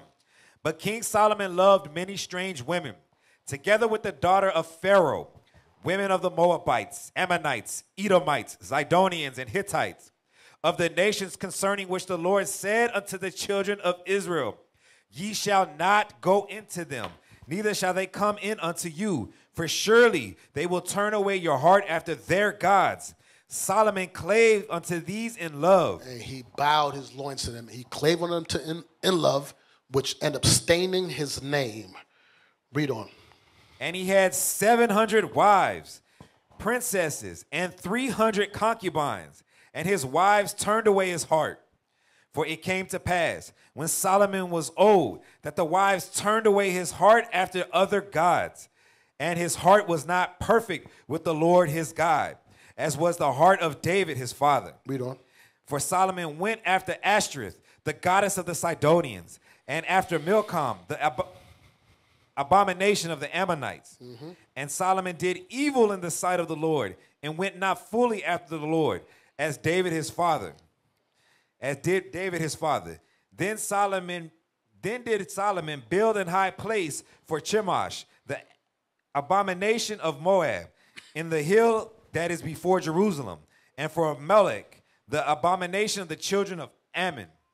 And likewise did he all his strange wives, which burnt incense and sacrificed unto their gods. So listen to Solomon. What happened with him? The one who God entrusted all wisdom to understand everything, Solomon turned around and built temples to other gods. After he built a temple to the Most High God, he put his money to build temples to all these different gods. So while Solomon was building his house and he had his singers and all the stuff, what do you think he was doing? He wasn't there grooming up Rehoboam. Rehoboam wasn't coming under the admonition of the Lord. Hold this. We're going to come right back here. Go back to what we was reading earlier in Sirach 47. Watch this. He was drinking. He gave himself to no wine. Verse 47, verse 23. Sirach chapter 47, verse 23. Thus rested Solomon with his fathers, and of his seed he left behind him Rehoboam, even the foolishness of the people, and one that had no understanding, who turned away the people through his counsel. He turned away the people through his counsel. He said he left a son Rehoboam with no understanding. Why? Solomon was searching out all evil. He had no time to raise him. Generational problems. His father was always at war. His father had multiple wives doing what he did. No time to raise him up. God said, I'm going to show you mercy. Even though you're serving other gods, I'm going to show you, give you all wisdom. He got the wisdom. He came back and realized, all this stuff was vanity, what I did. I wasted and pissed away the years of my life. But he came up in dysfunction. Everybody be reading about David's life and Solomon's life like it was some, like, I'm going to marry David. I'm going to be David and the king. Who wants that life? I can't imagine. My son raped my daughter. My son slept with my wives on the roof. My dad, my mom is a thought. He killed her husband. My older brother died. Damn. Make you look at life totally down. I don't know what you're reading. What Bible you're reading from, boy. But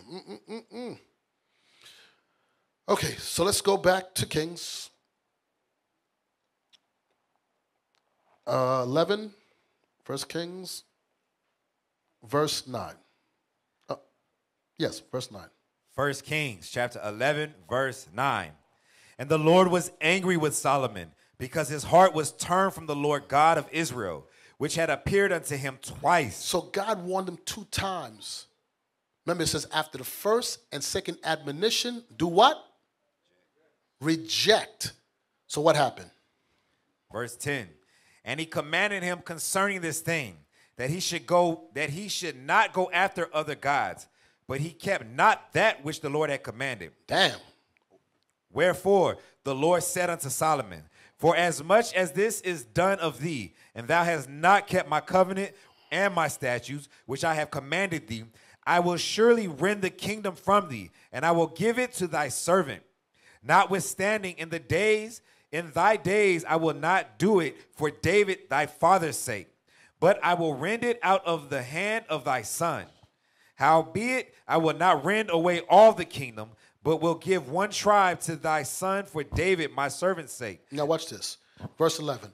Wherefore the Lord saith unto Solomon, for as much as this is done of thee, and thou hast not kept my covenant and my statutes, which I have commanded thee, I will surely rend the kingdom from thee and will give it to thy servant.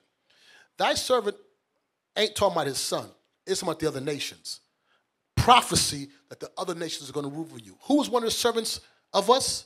The Edomites. David brought them into captivity underfoot. One of these Edomites, they're going to rule over you.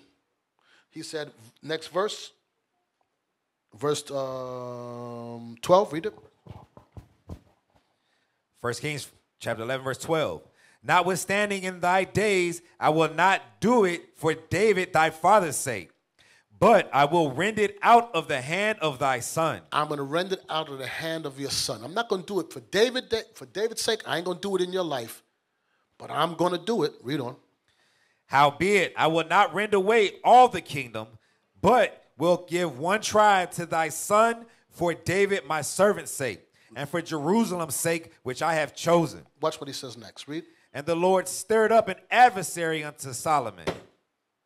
Read on. Hadad, the Edomite. And that was the beginning of it. These Edomites, that they had fixated. God said, I'm going to make you serve them. Your kingdom is going to become theirs.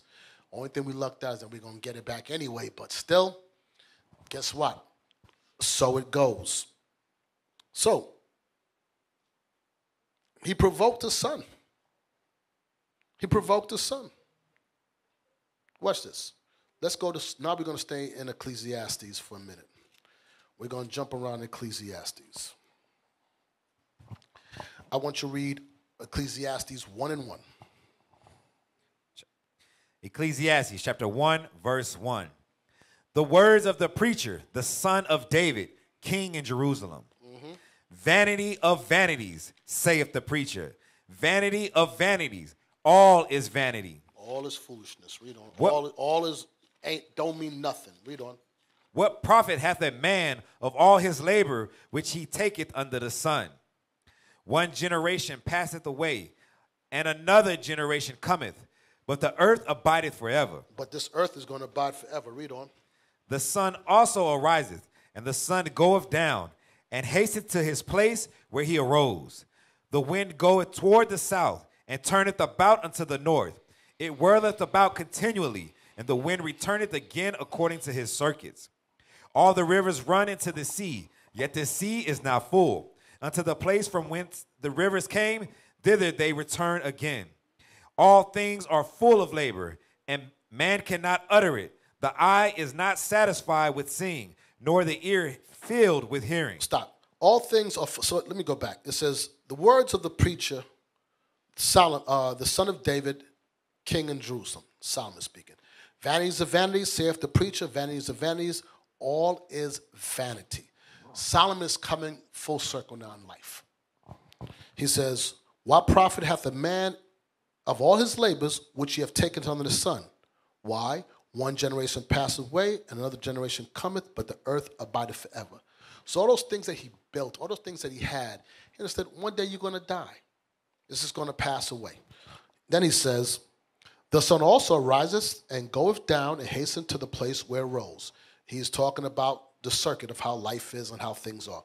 The wind goes toward the south and turneth about toward the north and whirleth about continually, and the wind returneth again according to its circuit. Same thing.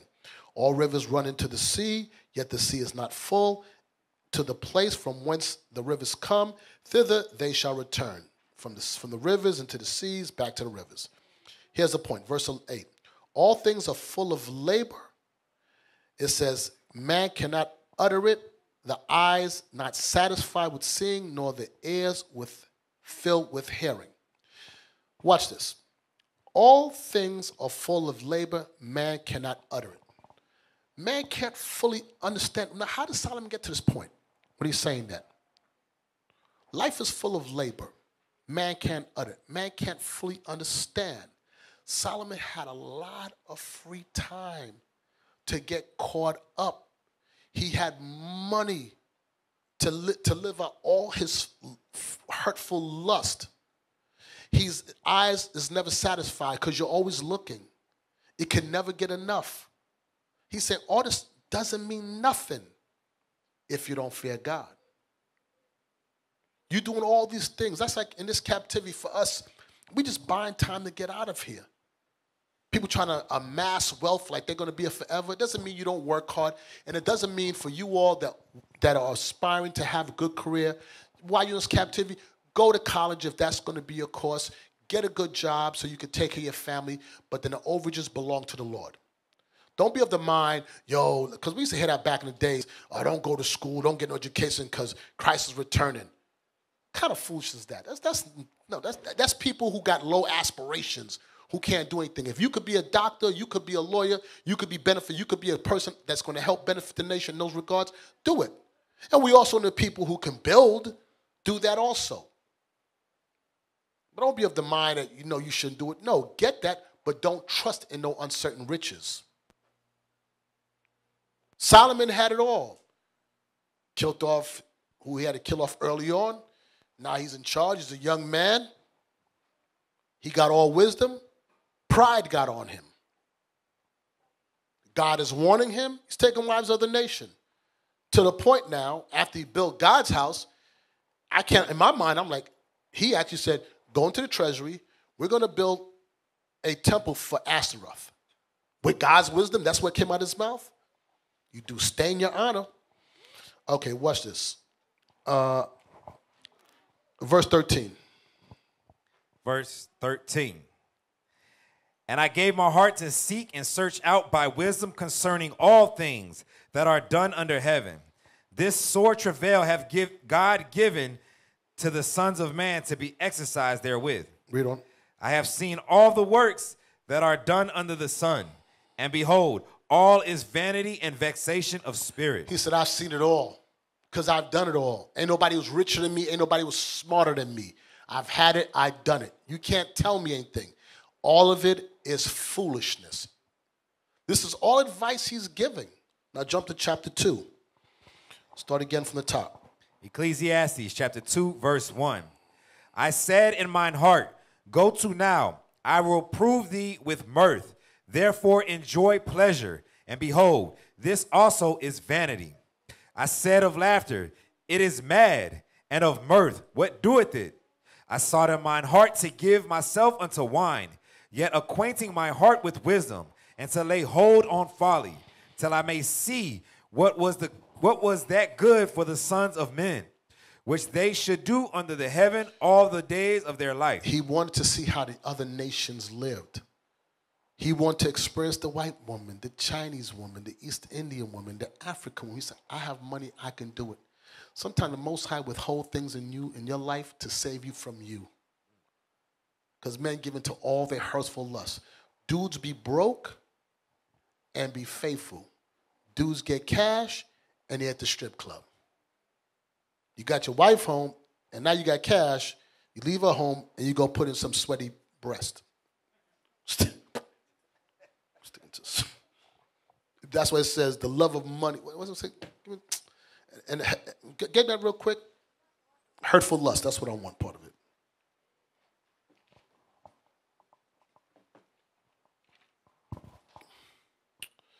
Love of money, where's it again? Timothy, yeah. This is the last part I want of it. Read it. 1 Timothy chapter 6, verse 10. For the love of money is the root of all evil. Read on. Which while some coveted after, they have erred from the faith and pierced themselves through with many sorrows. They pierced themselves through with many sorrows. They disturb themselves because now they got money.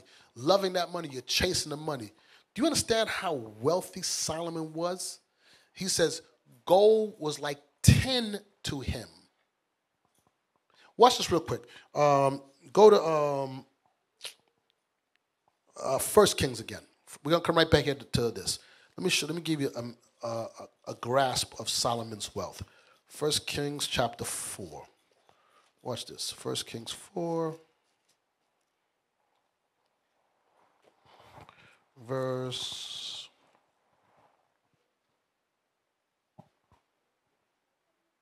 21. 1 Kings chapter 4, verse 21. And Solomon reigned over all kingdoms from the river unto the land of the Philistines, and unto the border of Egypt. They brought presents and served Solomon all the days of his life. Watch this. And Solomon's provisions for one day. For what? For one day was 30 measures of fine flour and 80 measures of meal. Do you know how much 30? Do we ever look that up? Do we have that pulled up? Yes, sir. I want you to see what 30 measures of fine flour is. Give me the measurement of that. This is for one day in this house. Well, you got 700 wives and 300 concubines. Let's see. 30 measures. Read that. All right. Let's see. It says the narrative. The parable describes what happens when a woman adds leaven, old fermented dough, usually containing lactobacillus and yeast, to a large quantity of flour, about 8.5 gallons or 30 liters. Okay, that's not the one I wanted, but it is right. It's about 8 dry gallons. So he had how many? 30 measure. I lost my place. Verse 22. Yeah, and Solomon's provision for one day was 30 measure of fine flour. How much that work out to? Did you get the number of that real quick? 30 measures of fine flour. So it works out to how many pounds was that again? It was 255 gallons. Okay. Dry gallons, which worked out to over 300 pounds. And that's just fine flour. The next part says what? And 22. Oh, verse 22. And 80 measures of meal. And it was twice the amount of meal or cornmeal, whatever meal they had. Do you understand the magnitude? This dude had almost 1,000 pounds of flour and meal every single day for his household. He was turned up all the time. Read on. Verse 23. 10 fat oxen and 20 oxen out of the pastures. So that's 30 oxen. One oxen, and I'm talking about this is hanging meat. This is after it's slaughtered. I'm going to put a rough number on it. 300-400 pounds. This is fat oxen, so say 600 pounds. 600 pounds at 30 pounds, that's 18,000 pounds, if my math is correct. Of meat, that's just beef, a day. Solomon had everything in excess. And he realized all this is vanity. This stuff don't matter. Because you're going to die one day. You better be right with God. Read on. And 100 sheep, besides harts and roebucks, and fallow deer, and fatted owl. That's why he was able to give 1,000 cattle for offering to another god. He just had it. It was just in excess. Imagine where he kept his animals. Forget where he lived at, because don't think the animals was in his backyard, meaning right there. He wasn't all that mess. You know the poop from a 1,000 cattle is? Damn. He had a stable with, I forgot where it's at, a stable with over 400 horses. His own private, not his army, his private horses. Let's go back. Where was it before that? In Ecclesiastes, right? Let's jump on down. Verse 7. Ecclesiastes chapter 2, verse 7. I got me servants and maidens, and had servants born in my house. Also, I had great possessions of great and small cattle, above all that were in Jerusalem before me. I gathered me also silver and gold, and the peculiar treasure of kings and of the provinces. I got me men singers and women singers, and the delights of the sons of men, as musical instruments, and that of all sorts. So I was great, and increased more than all that were before me in Jerusalem. Also my wisdom remained with me. And whatsoever mine eyes desired, I kept not from them. I withheld not my heart from any joy. For my heart rejoiced in all my labor. And this was my portion of all my labor. He said, my heart rejoiced in all my labor. Read on. Then I looked on all the works that my hands had wrought, and on the labor that I had labored to do. And behold, all was vanity and vexation of spirit. So now at one point he looked upon his labor that he did with his hand, and he rejoiced in it. He loved it. And then he came to fruition and started saying, he looked at it, he turned to see, and he says, what? All this was a waste of time. It was self-praise. It was just abundance and waste. Read on. And there was no profit under the sun. And there's what? And there was no profit under the sun. So all that was to no profit. It was a waste. Read on. Verse 12. And I turned myself to behold wisdom and madness and folly. For what can the man do that cometh after the king? Even that which hath been done already. Now he's saying this. Now what can you do after what I did? How much more you think you're going to do? This is him now. This is a proverb. He's trying to give you some instruction. Listen, I'm telling you something. None of you can do as much as I did, Solomon said. And I'm telling you something, it's a waste. Ain't nobody can ball out more than Solomon. I've had it all, and I'm telling you, it's a waste. That's why it says, don't trust in uncertain riches. Now watch this. That's not the point I want to get to. Let's jump to chapter 4. Ecclesiastes. Chapter 4.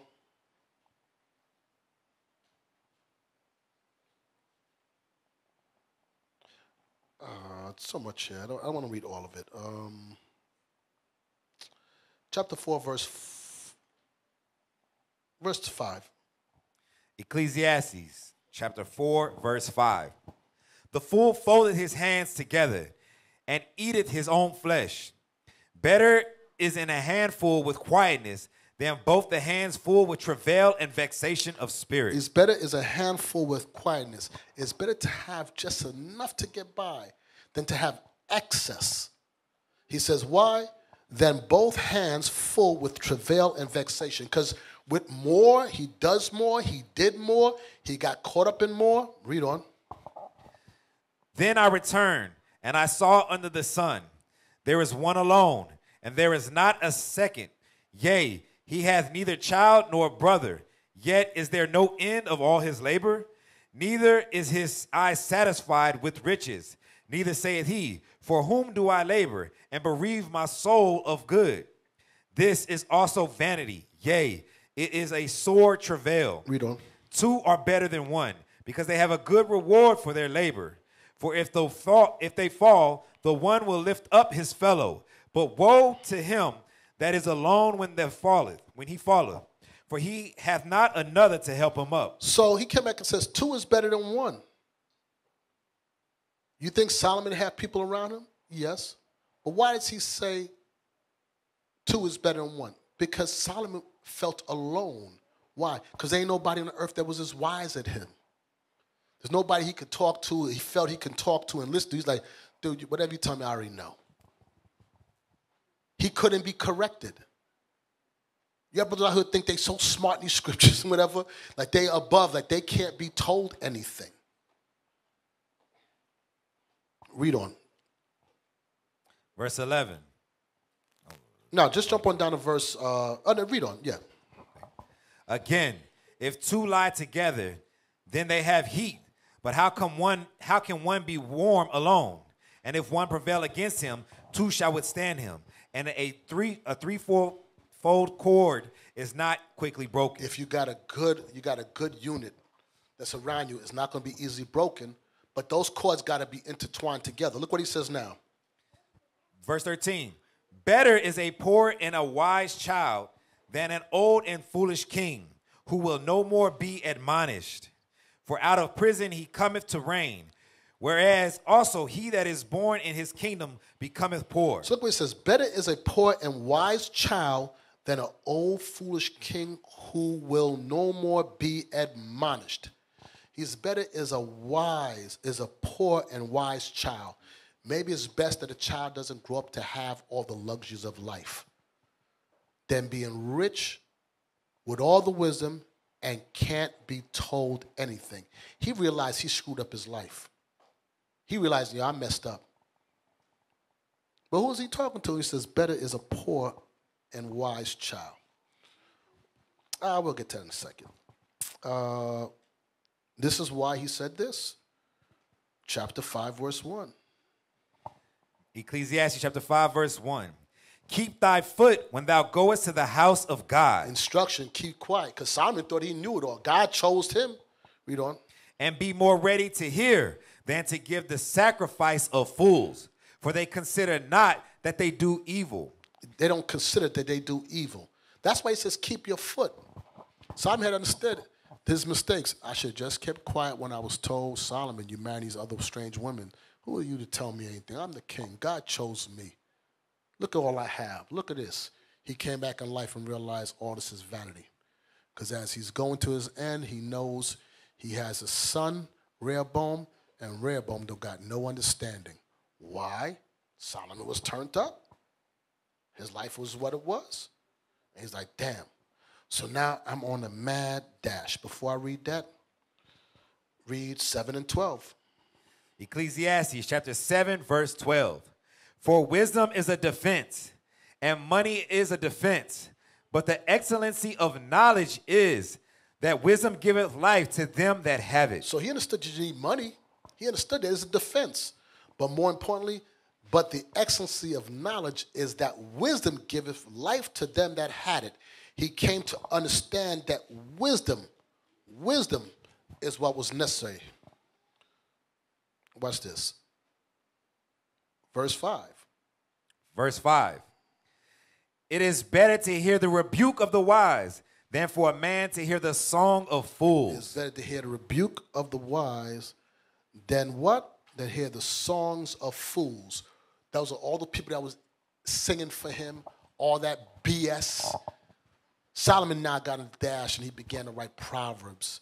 And he began to write songs about, listen, but he understood all that stuff was foolishness. All those men singers, that drinking, I gave myself to that stuff. I got to get away. I had to get away from that stuff. Watch this. Verse 25. Ecclesiastes 7, verse 25.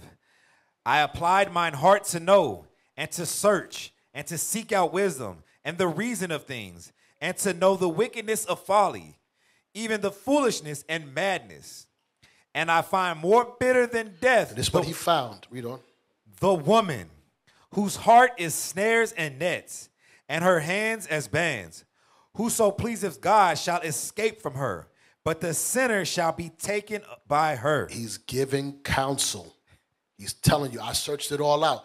Who could do more than me? And I find more bitter than death is that woman whose heart is snares and nets. She will lead you away from God. That's talking about the heathen woman or whoever woman it is that will lead you away from God. But you'll deal with her. Why? Verse 11. Verse 11. Wisdom is good with No, I'm sorry. Chapter 8, verse 11. Yes, sir. Ecclesiastes, chapter 8, verse 11. Because sentence against an evil work is not executed speedily, therefore the heart of the sons of men is fully set in them to do evil. They think they wise. Read on. Though a sinner do evil 100 times, and his days be prolonged, yet surely I know that it shall be well with them that fear God, which fear before him. But it shall not be well with the wicked, neither shall he prolong his days, which are as a shadow, because he feareth not before God. He understood that one. Though he prolong his day, but he going to very answer to him. But as long as you're alive, you can do this. 9 and 4. Ecclesiastes chapter 9, verse 4. For him that is joined to all the living, there is hope. For a living dog is better than a dead lion. He says, as long as you're alive, there's hope to try to get yourself together. That don't mean the damage is not caused, but you can try to rewrite something. That's why he says,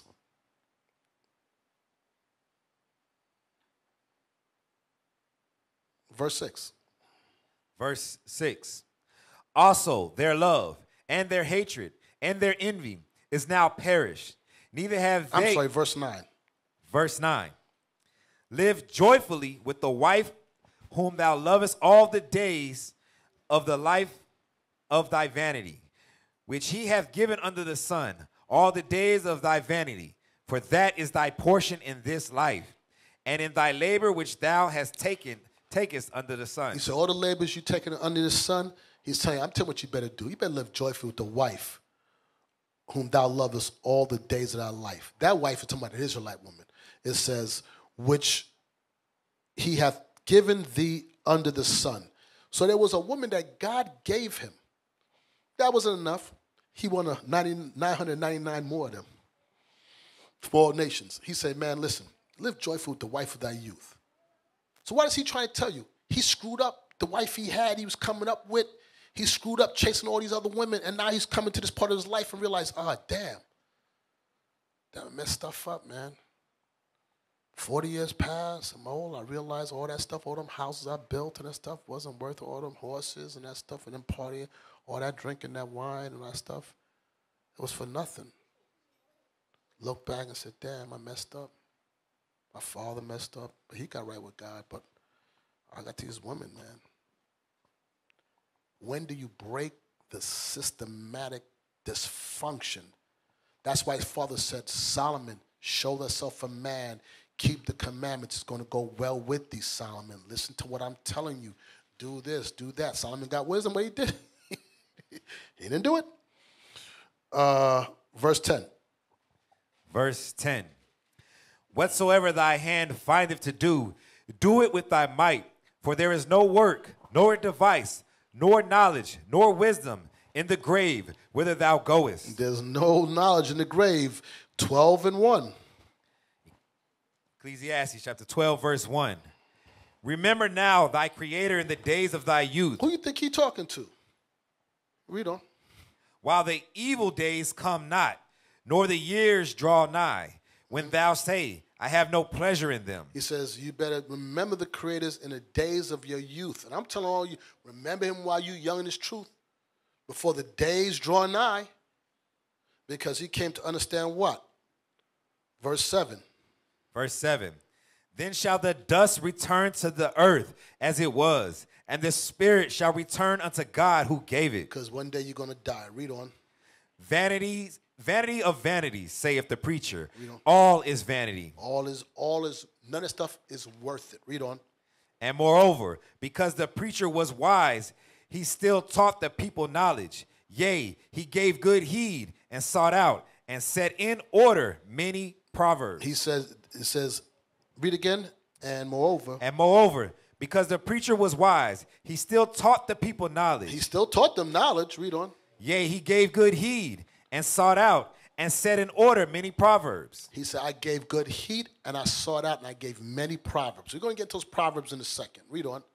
The preacher sought to find out acceptable words, and that which was written was upright, even words of truth. And he said, he saw upright words, words of truth. Read on. The words of the wise are as golds. The words of the wise are as golds. When you're building, they connect. Read on. And as nails fastened by masters of assemblies, which are given from one shepherd. Right. It's given from one shepherd, the massive assemblies. Jump on down to verse 13. Verse 13. Let us hear the conclusion of the whole matter. Look how Solomon come back and he said, listen, so all that I'm telling you, this is the conclusion of it. Read on. Fear God and keep his commandments, for this is the whole duty of man. He took his whole life to come to that understanding.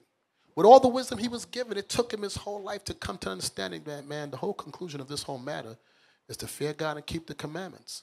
And I'm telling you, you can't do more than me. I've done it all. I've made the mistakes, and I'm leaving this record for you. Read on. For God shall bring every work into judgment with every secret thing, whether it be good or whether it be evil. And every secret thing, it don't matter what you're going to do, is going to be brought into judgment. You cannot escape. That's why he said this. Go to Proverbs 1. We're going to wrap it up in a second. We're going to start tying this together right now. Let me get there with you. Proverbs 1, verse 1. Proverbs chapter 1, verse 1. The Proverbs of Solomon, the son of David, king of Israel, to know wisdom and instruction, to perceive the words of understanding, to receive the instruction of wisdom, justice and judgment and equity, to give subtlety to the simple, to the young man knowledge and discretion. A wise man will hear and will increase learning. He says, a wise man will hear and increase in learning. We're going to find out who he's talking to. A wise man will hear and will increase in learning. That's why he says, a poor and wise child is better than a king that would not be admonished. He says, a wise man will increase in learning. And a man of understanding shall attain unto wise counsel. And a man of understanding shall attain to wise counsel. Read on. To understand a proverb and the interpretation. Understand a wise saying and the interpretation of it. Read on. The words of the wise and their dark sayings. You understand all wisdom. Read on. The fear of the Lord is the beginning of knowledge. And just listen, he's explaining to you the fear of God is the beginning of you understanding it. That's why you have some people, when you talk to them, they say, like I give you an example, last night I was listening to Deacon, and he pulled Amos 3 and 3. Tell me what it says again, I forgot, but that's, yeah, can't two walk lest there be agreed. And the person he was talking to was like, read on, like it was going to trump what he was saying. And I'm like, well, the next verse says the same thing. No, no, no, no. And then when you get to verse 7, it says, surely the Lord will reveal nothing but unto his servants the prophet. The God don't stand. God didn't reveal it to you because you are not keeping the commandments. It just says the fear of the Lord is the beginning of knowledge, but fools despise wisdom and instruction. They don't want it. Read on. Verse 8. My son. Who? My son. He was instructing Rehoboam, my son. Read on. Hear the instruction of thy father, and forsake not the law of thy mother. He's trying to tell son, listen, I need you to listen to me, son. My son, I hope you can perceive what I'm saying to you. Read on. For they shall be an ornament of grace unto thy head, and chains about thy neck. Read on. My son, if sinners entice thee, consent thou not. My son, if sinners entice thee, don't listen to them. Jump to chapter 2, verse 1. Proverbs chapter 2, verse 1. My son, Rehoboam, listen up. if thou wilt receive my words and hide my commandments with thee, so that thou incline thine ear unto wisdom and apply thine heart to understanding, yea, if thou criest after knowledge and liftest up thy voice of understanding. If thou seekest her as silver and searchest for her as for hid treasures, then shalt thou understand the fear of the Lord and find knowledge of God. For the Lord giveth wisdom. Out of his mouth cometh knowledge and understanding. He layeth up sound wisdom for righteousness, for the righteous. He is a buckler to them that walk uprightly. He keepeth the paths of judgment and preserveth the way of his saints. He's telling them how to survive. He keepeth the way of the saints. Chapter 3, verse 1. Oh, no. Read on. Verse 9. Then shalt thou understand righteousness and judgment and equity, yea, every good path. Read on. When wisdom entereth into thine heart, and knowledge is pleasant unto thy soul, discretion shall preserve thee. He said, when wisdom enters into you, discretion is going to preserve thee. You're going to learn discretion. Read on. Understanding shall keep thee. Read on. To deliver thee from the way of evil, of the evil man, from the man that speaketh froward things. Read on. Who leave the path of uprightness to walk in the ways of darkness. Read on. Who rejoice to do evil and delight in frowardness of the wicked. It's going to deliver you from this type of man. Read on.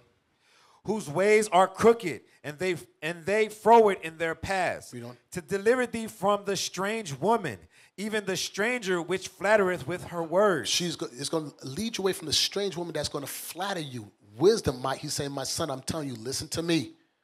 I'm telling you from my own mistakes. I got caught up with that. Oh, wisdom, Sheba was like, whatever you, and remember he said, I'll give you whatever you want. She said, I forgot, it was Sheba, Queen of Sheba. She was flattered. She tried to flatter him with her lips. He got flattered with how many concubines he had. Read on. Verse 17. Which forsaketh the guide of her youth, and forgetteth the covenant of her God. Watch this. Chapter 3, verse 1. Chapter 3, verse 1. My son, forget not my law, but let thine heart keep my commandments. For length of days and long life and peace shall they add to thee. Let not mercy and truth forsake thee. Bind them about thy neck. Write them upon the table of thine heart. So shalt thou find favor and good understanding in the sight of God and man. Read on.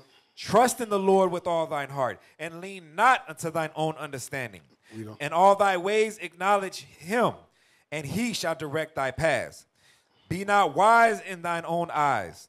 Fear the Lord, and depart from evil. Now you understand why he says, lean not unto your own understanding.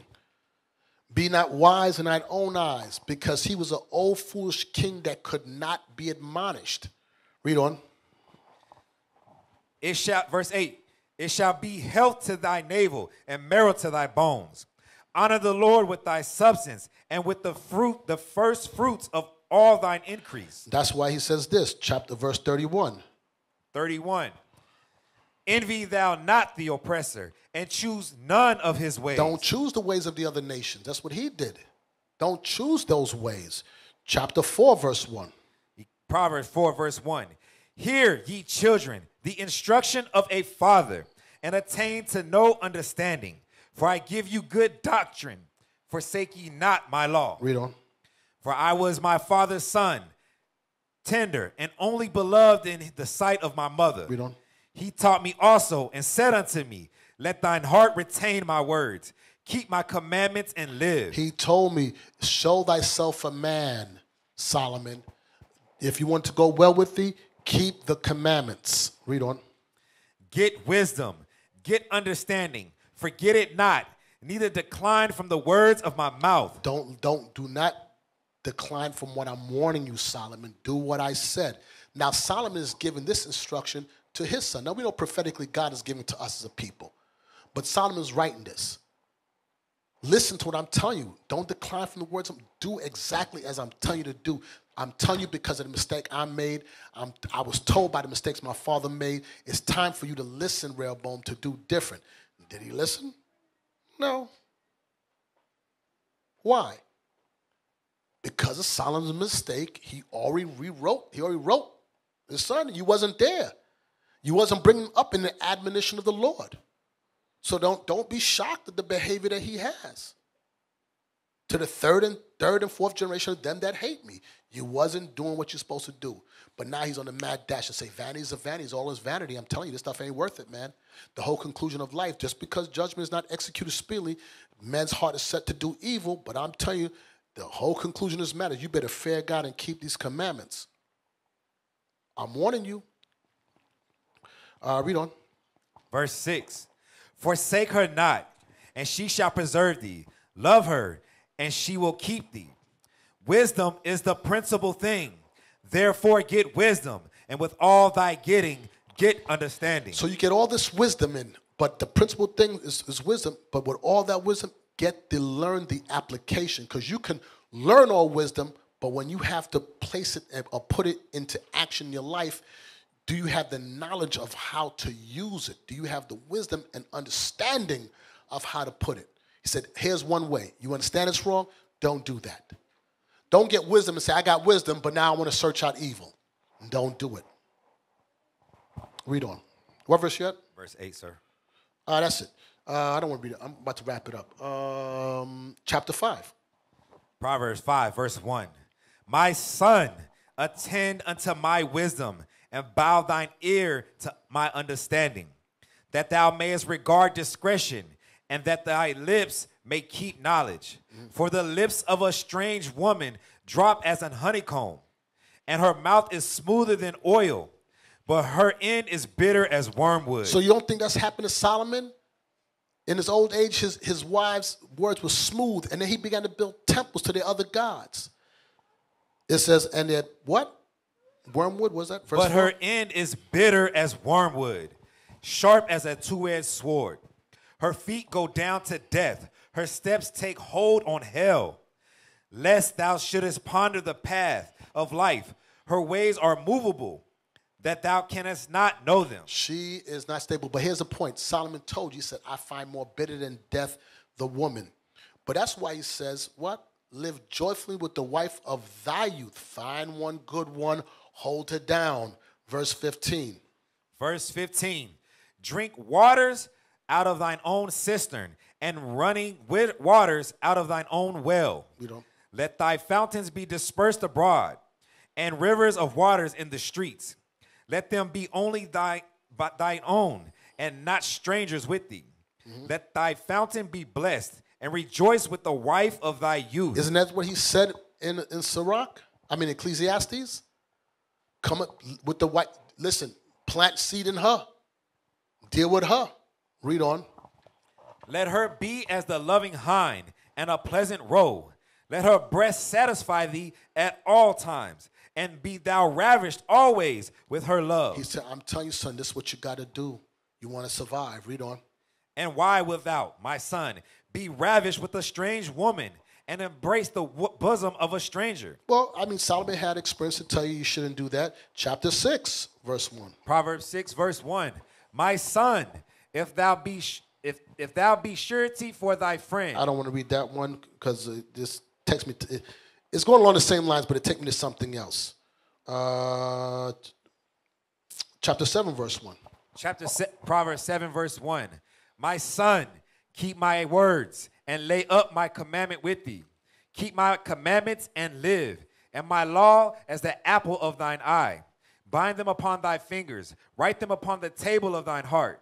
Say unto wisdom, thou art my sister, and call understanding thy kinswoman, that thou may keep thee from strange women, from the stranger which flattereth with her words.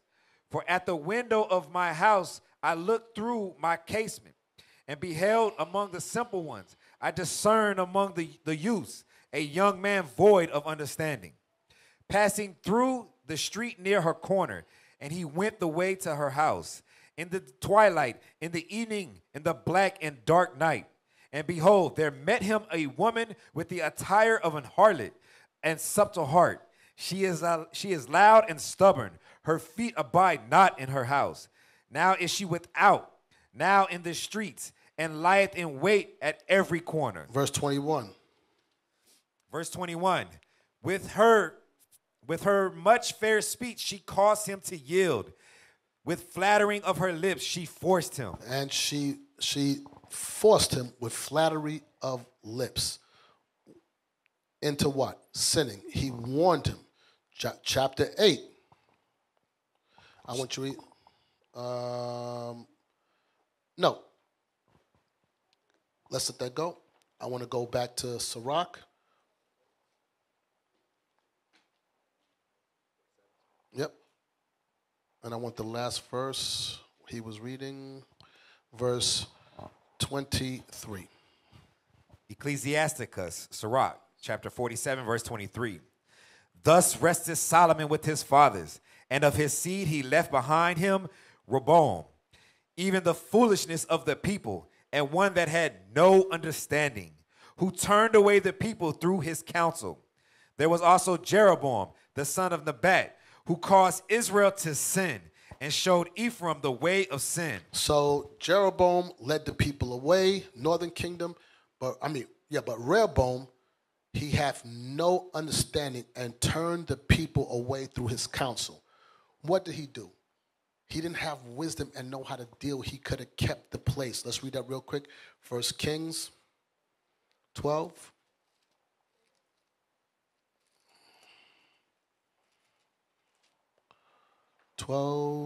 Verse.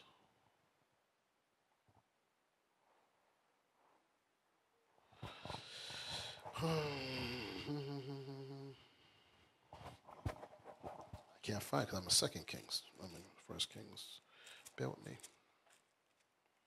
Verse 10. Oh, no.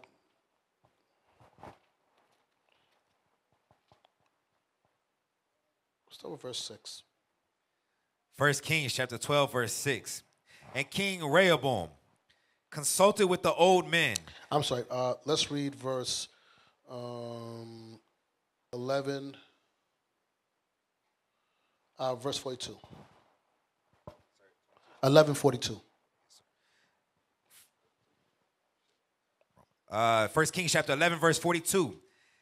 And the time that Solomon reigned in Jerusalem over all Israel was 40 years. And Solomon slept with his fathers and was buried in the city of David his father. And Rehoboam his son reigned in his stead. Chapter 12, verse 1. And Rehoboam went to Shechem, for all Israel were come to Shechem to make him king. And it came to pass, when Jeroboam the son of Nebat, who was yet in Egypt, heard of it, for he was fled from the presence of King Solomon, and Jeroboam dwelt in Egypt, that they sent and called him. And Jeroboam and all the congregation of Israel came and spake unto Rehoboam, saying, Thy father made our yokes grievous. Now therefore make thou the grievous service of thy father and his heavy yoke which he put upon us lighter, and we will serve thee. So they said, they came to Rehoboam. Jeroboam fled. They fled because at that time Solomon used northern kingdom and put them to service to help build up the temple and his cities and his homes. And they were going away. It was like, yo, listen, Solomon's taking advantage. But that was one of the curses because we wanted a king. So he said, your children are going to be confectionaries. They're going to build. They're going to be my army. So that was one of the issues. So now he fled because Jeroboam was rebelling against him. He fled down. He heard Solomon died, so he came back in and said, let me meet with Rehoboam. Hey, Rehoboam, listen, if you do right by us, we'll come and serve you. No problem, but we just want a little ease up. Read on. Verse 5. And he said unto them, Depart yet for 3 days, and then come again to me. And the people departed. And King Rehoboam consulted with the old men that stood before Solomon his father while he yet lived, and said, How do ye advise that I may answer this people? And they spake unto him, saying, If thou wilt be a servant unto this people this day, and will serve them, and answer them, and speak good words to them, then they will be thy servants forever. But he forsook the counsel of the old men, which they had given him, and consulted with the young men that were grown up with him, and which stood before him. And he said unto them, what counsel give ye, that we may answer this people, who have spoken to me, saying, make the yoke which thy father did put upon us lighter. And the young men that were grown up with him spake unto him, saying, thus shalt thou speak unto this people that spake unto thee, saying, thy father made our yoke heavy, but make it thou lighter unto us. Thus shalt thou say unto them, my little finger shall be thicker than my father's loins. So they came back and said, we're going to serve you, Rehoboam. You just got to ease up a little bit. And then he sought to the counsel of his father's men. These are men up in age that have been counseling for years. He said, I'm not listening to you guys. What you young guys got to say? They told him to be disrespectful. Remember, it says, my son, attain unto wise counsel. He told you to attain unto wise counsel. No, you didn't. Why? Because Rehoboam was a son with no understanding. So not only did he didn't listen, he just got disrespectful. Now, Jeroboam was no sucker. This was a full-grown man. You told a man, my little finger is going to be bigger than my father's penis. That's how I'm going to deal with you. What do you think you get from that? A soft answer turneth away wrath. He did not listen. Thus the kingdom was rent in two. All that goes back to what? Sin. Sin from the time of David, it propelled into generations later that bred a son like Jeroboam. Solomon's life, let's go back to real quick, and we're going to wrap it up. Go back to Ecclesiastes. Ecclesiastes, bear with me. Ecclesiastes chapter 2, verse 18. Ecclesiastes chapter 2, verse 18. Yea, I hated all my labor which I had taken under the sun, because I should leave it unto the man that shall be after me. He says, and he knew that he's going to leave it for his son, and his son is going to mash it up. He said, I hate. So Solomon hated his life at the end. He's like, yo, all this was for nothing, because I'm leaving it to this guy, and this guy don't got no wisdom on how to deal with it, and we're going to lose everything. So with all that he had, he hated life. He understood the mistakes he made, that he didn't live joyfully with the wife of his youth. He didn't raise his son, but he tried to leave him advice and told him, at the end, fear God and keep his commandments, for that's the whole duty of man. All right, everybody, I pray that the class was edifying. You received something on the life of Solomon. Go back and read this history. It's always history is rich, and in it there are jewels on what we should learn and how to navigate. We have Bishop's class coming up at 6 o'clock. As always, Bishop says, spa, study, play, and apply these laws in your life. For those watching, visit us on IUIC TV. Class is 7 days a week, 3 times a day, and there's got to be 1,000 classes online. And subscribe and follow us on IUIC Austin on YouTube, all right? With that, we say shalom.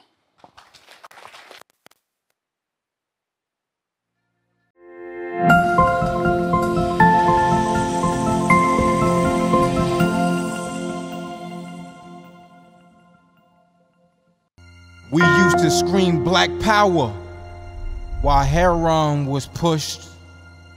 But at the end of the day, nothing's in vain. IUIC has been given a vision. The tents of Judah has risen. Many has attempted the mission. Minor murmuring, omitting, and missing the mark. Just reading that he had the flame of fire in his eyes gave us the spark. We on Paul's mission. We out on the road, purple and gold, from Mexico, Cuba, Haiti, Ghana, Sierra Leone. 144,000 boots banging, concrete crackling. These are our men repented at heart. The scriptures is proof. IUIC, we deliver the truth.